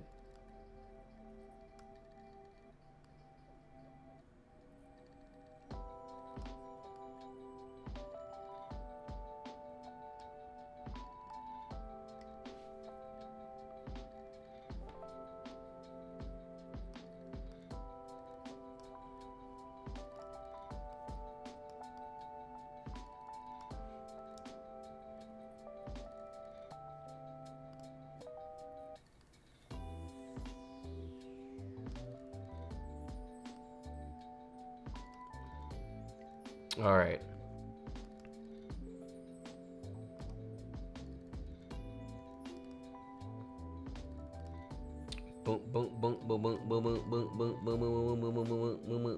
Nikon files. Thank you all for sending those over. Hello from Brazil. Hello. Welcome to the stream. Do they get their own section? They do. All right. Nikon file. Do I even have one for Nikon? This one I think I also did the curves. So I might have to start over with this as well. This is looking pretty good though.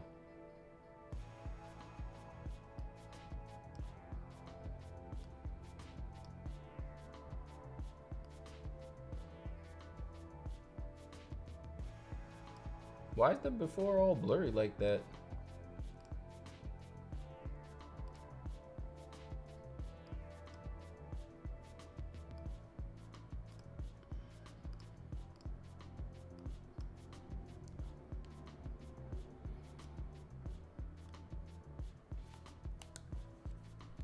Oh, my hand. I need an ergonomic mouse. About to destroy my own hand.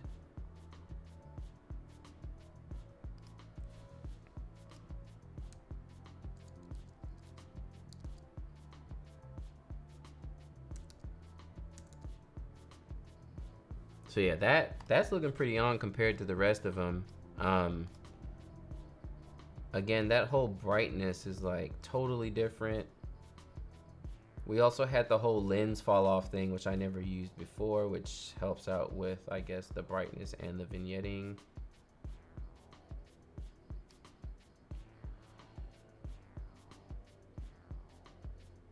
The Nikon one's looking pretty on too.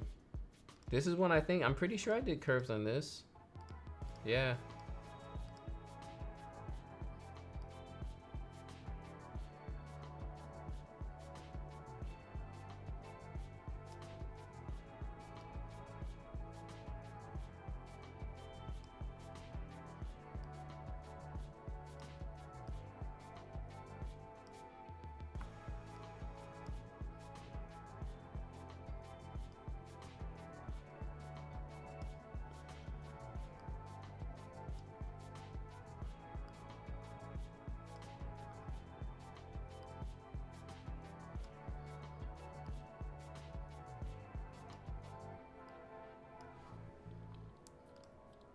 That does look pretty good.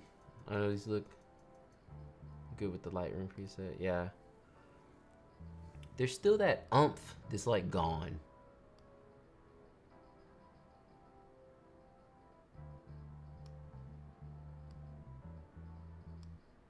I don't know what it is either, because it's not contrast.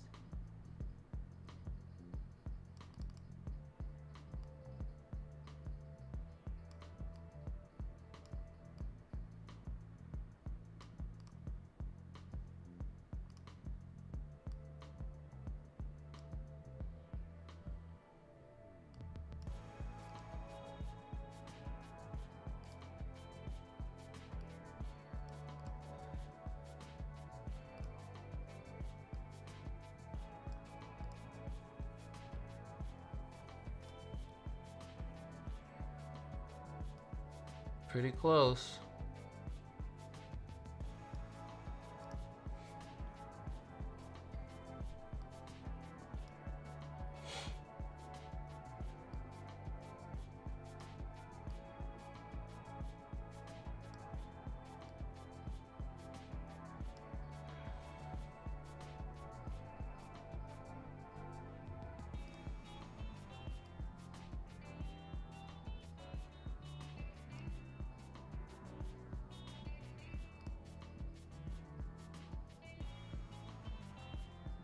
I guess I'll save this one as well.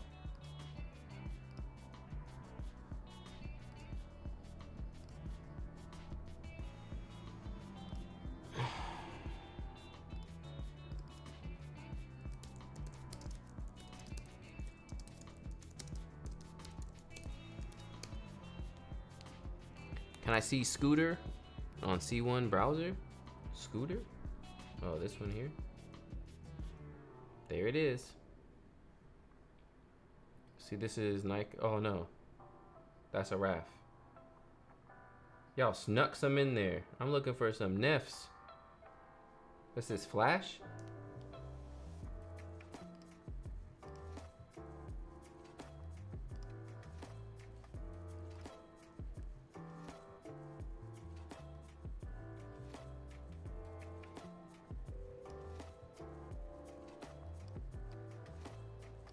Flash be making real backgrounds look like a backdrop.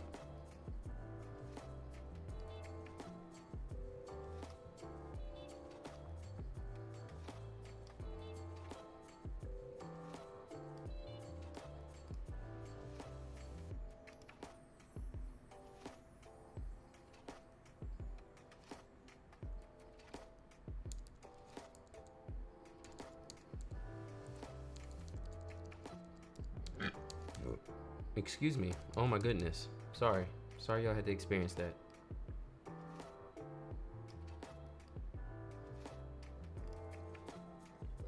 Yeah, some of the colors are still a little off, but the Nikon one is much better than any of the other ones. Wow, what camp? This is Nikon? That thing is bright.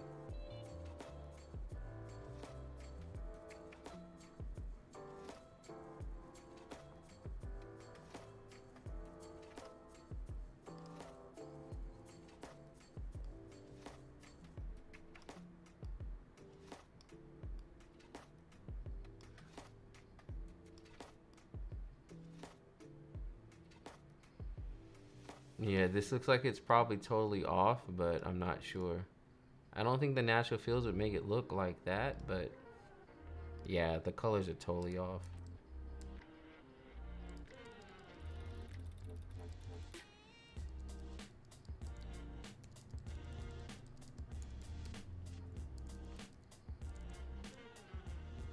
Yep, I probably have to start back at square one with this too.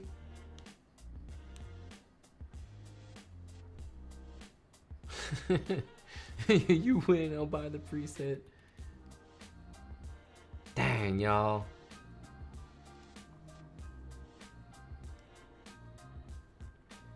So again, this, in my opinion, would be a dope black and white. Yeah, black and white is pretty much good to go.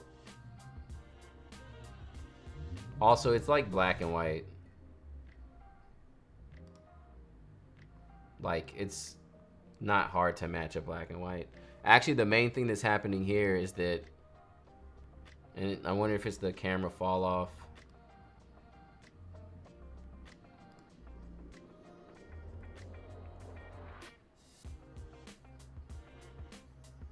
But yeah, the black and white is fine.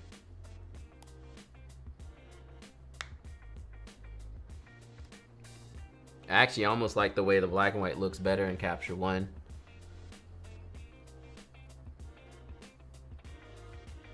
Oh, let's reset it though. Let's see what the color looks like.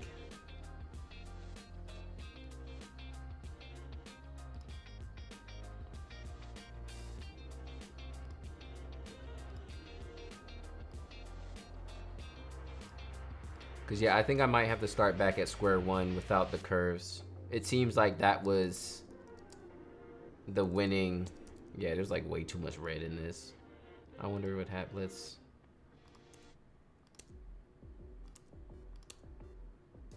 Luma curves are good. The color curves seem like they were throwing everything off.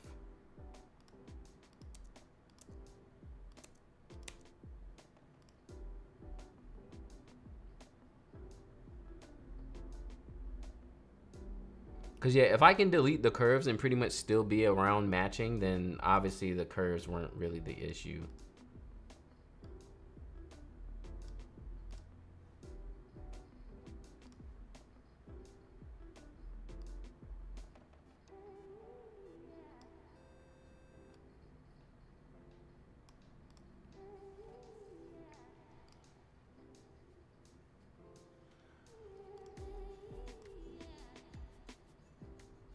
It's hard to think it's just the straight up colors though.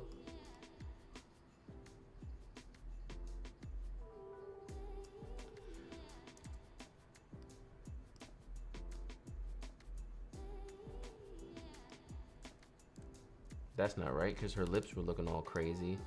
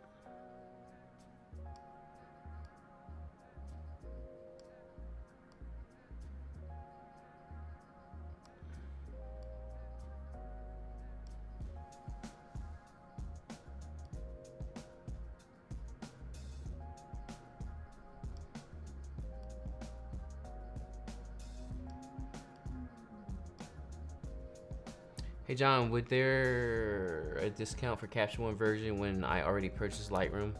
Yeah, I'm probably gonna do a discount for everyone. I think I'm gonna shoot out an email to past purchasers. It's just like since you already have the natural feels.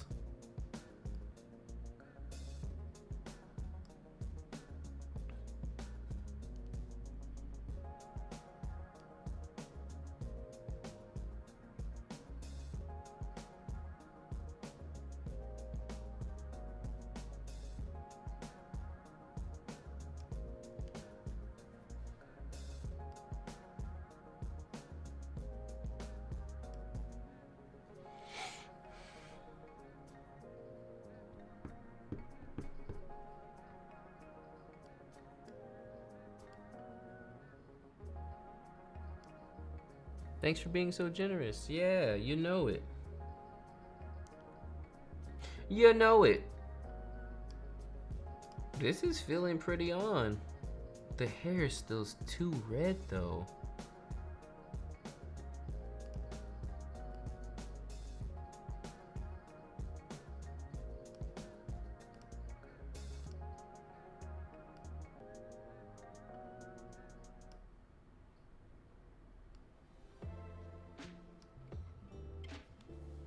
And everything else is like not red enough.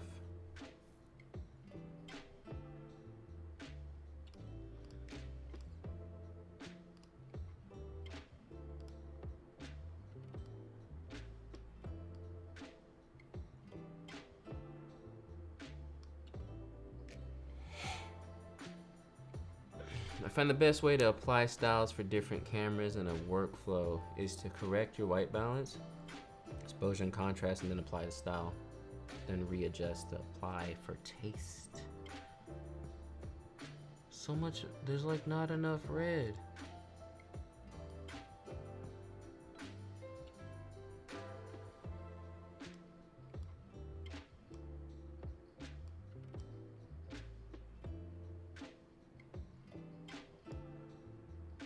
Is that just the magenta in the photo?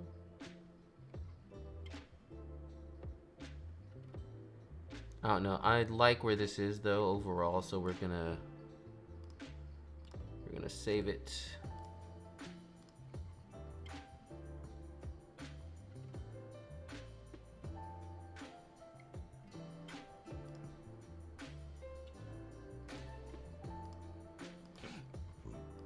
Uh-oh, capture one. What's wrong with you?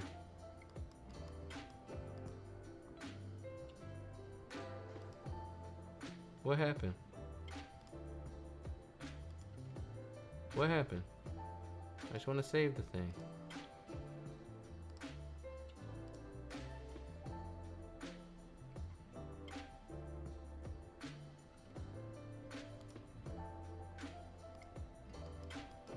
Bro, seriously? What's the problem?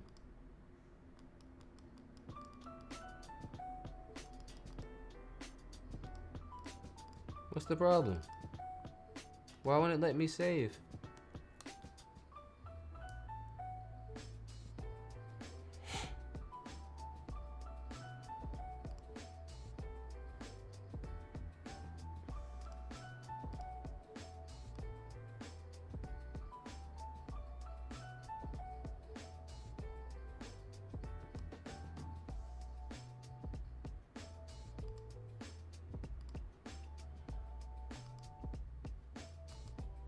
Save custom style.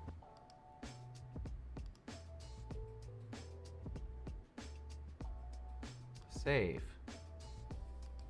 And I want to put it inside this folder.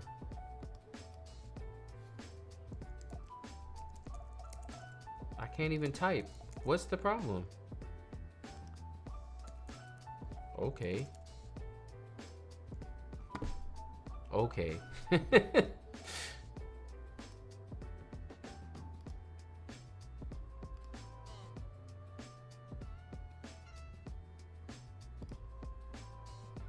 Let's see if that helped out this one.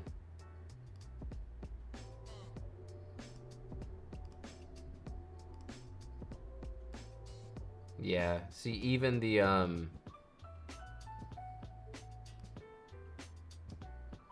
adjusting the curves made a big difference by itself. This already isn't looking as crazy as it was before, which is much better. Because it was looking horrible with the curves on it. There's still something missing, and the greens are off. The blues are maybe off. Let's see what we can do about these greens. So they're always towards the yellow side. Oh wait, yeah. They need more saturation.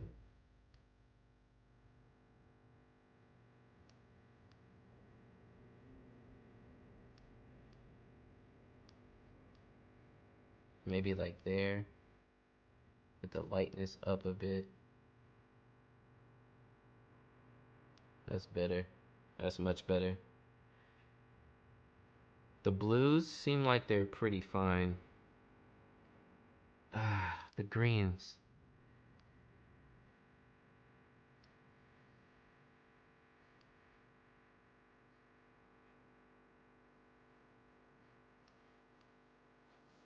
There we go.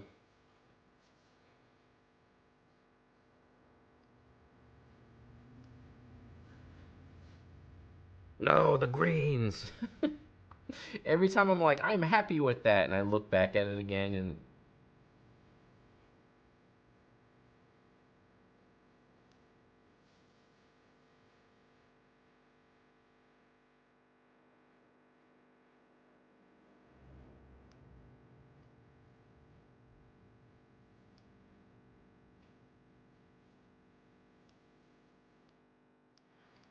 there.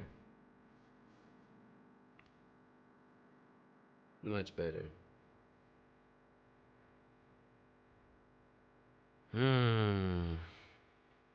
Alright, y'all. I'm spent. Let's save this.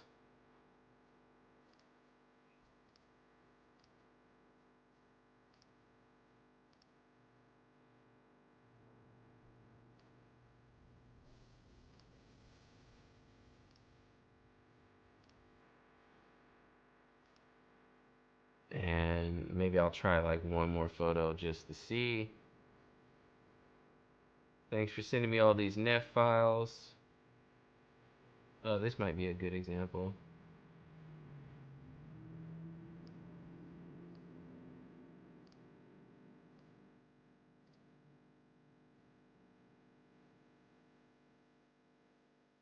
I mean, yeah, that feels pretty good.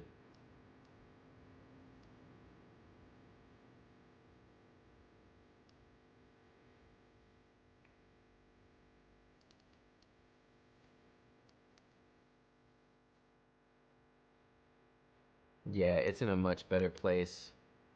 Yeah, fantastic work. Glad YouTube made this suggestion. Thank you so much. Most of these photos, though, actually are not my work. This is viewers. I like to do live streams where I edit viewers' photos. So it's fun for people to see that.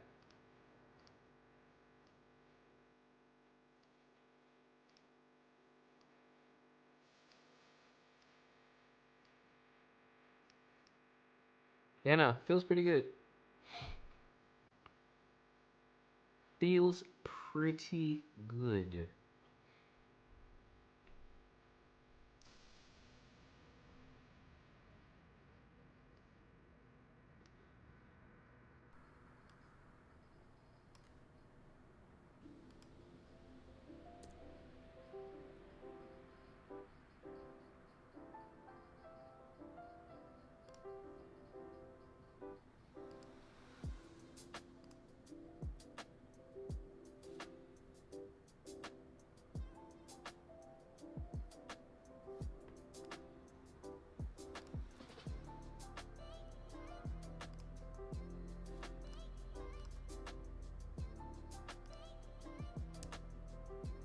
All right, y'all. We made some pretty good progress today. I think I made a good dent in being able to get Capture One out, but I'm further than I thought I would be. But hopefully we'll get there soon. Thank you for submitting so many awesome photos as per usual, and I wouldn't be as close to getting the Capture One version of the natural filter preset out if it wasn't for you all generously giving me your photos to not only be shown off on the stream, but also for me to use as testing pieces to make sure that the preset is working well. So thank you so much for all the help with that as well. And I really do hope to have it out soon because I know everyone's always asking me. I was checking out your website. Do you stream regularly? I do. I stream. So I stream when I'm just doing my own work a lot of times, but I've been this year scheduling one stream a month where I do stuff like this, where I either you all send me your photos and I critique them, or I edit them with my preset, or I do website critiques, or at some point, which I might do next, I want to do a Instagram critique, and I also want to do a second photographer web page critique, just different things like that. So yeah, I do stream fairly regularly. But again, it's time for me to sign off. I've been on here for like 4 hours now, and trying to match a preset for 4 hours hurts. So I will catch you all next time. Thank you again for all the help with the Capture One preset, and I hope to get this out to you soon. I'll catch you all next time, and keep an eye out on the channel and my Instagram for whenever the next stream is going to be, and I will catch you all next time. All right, peace.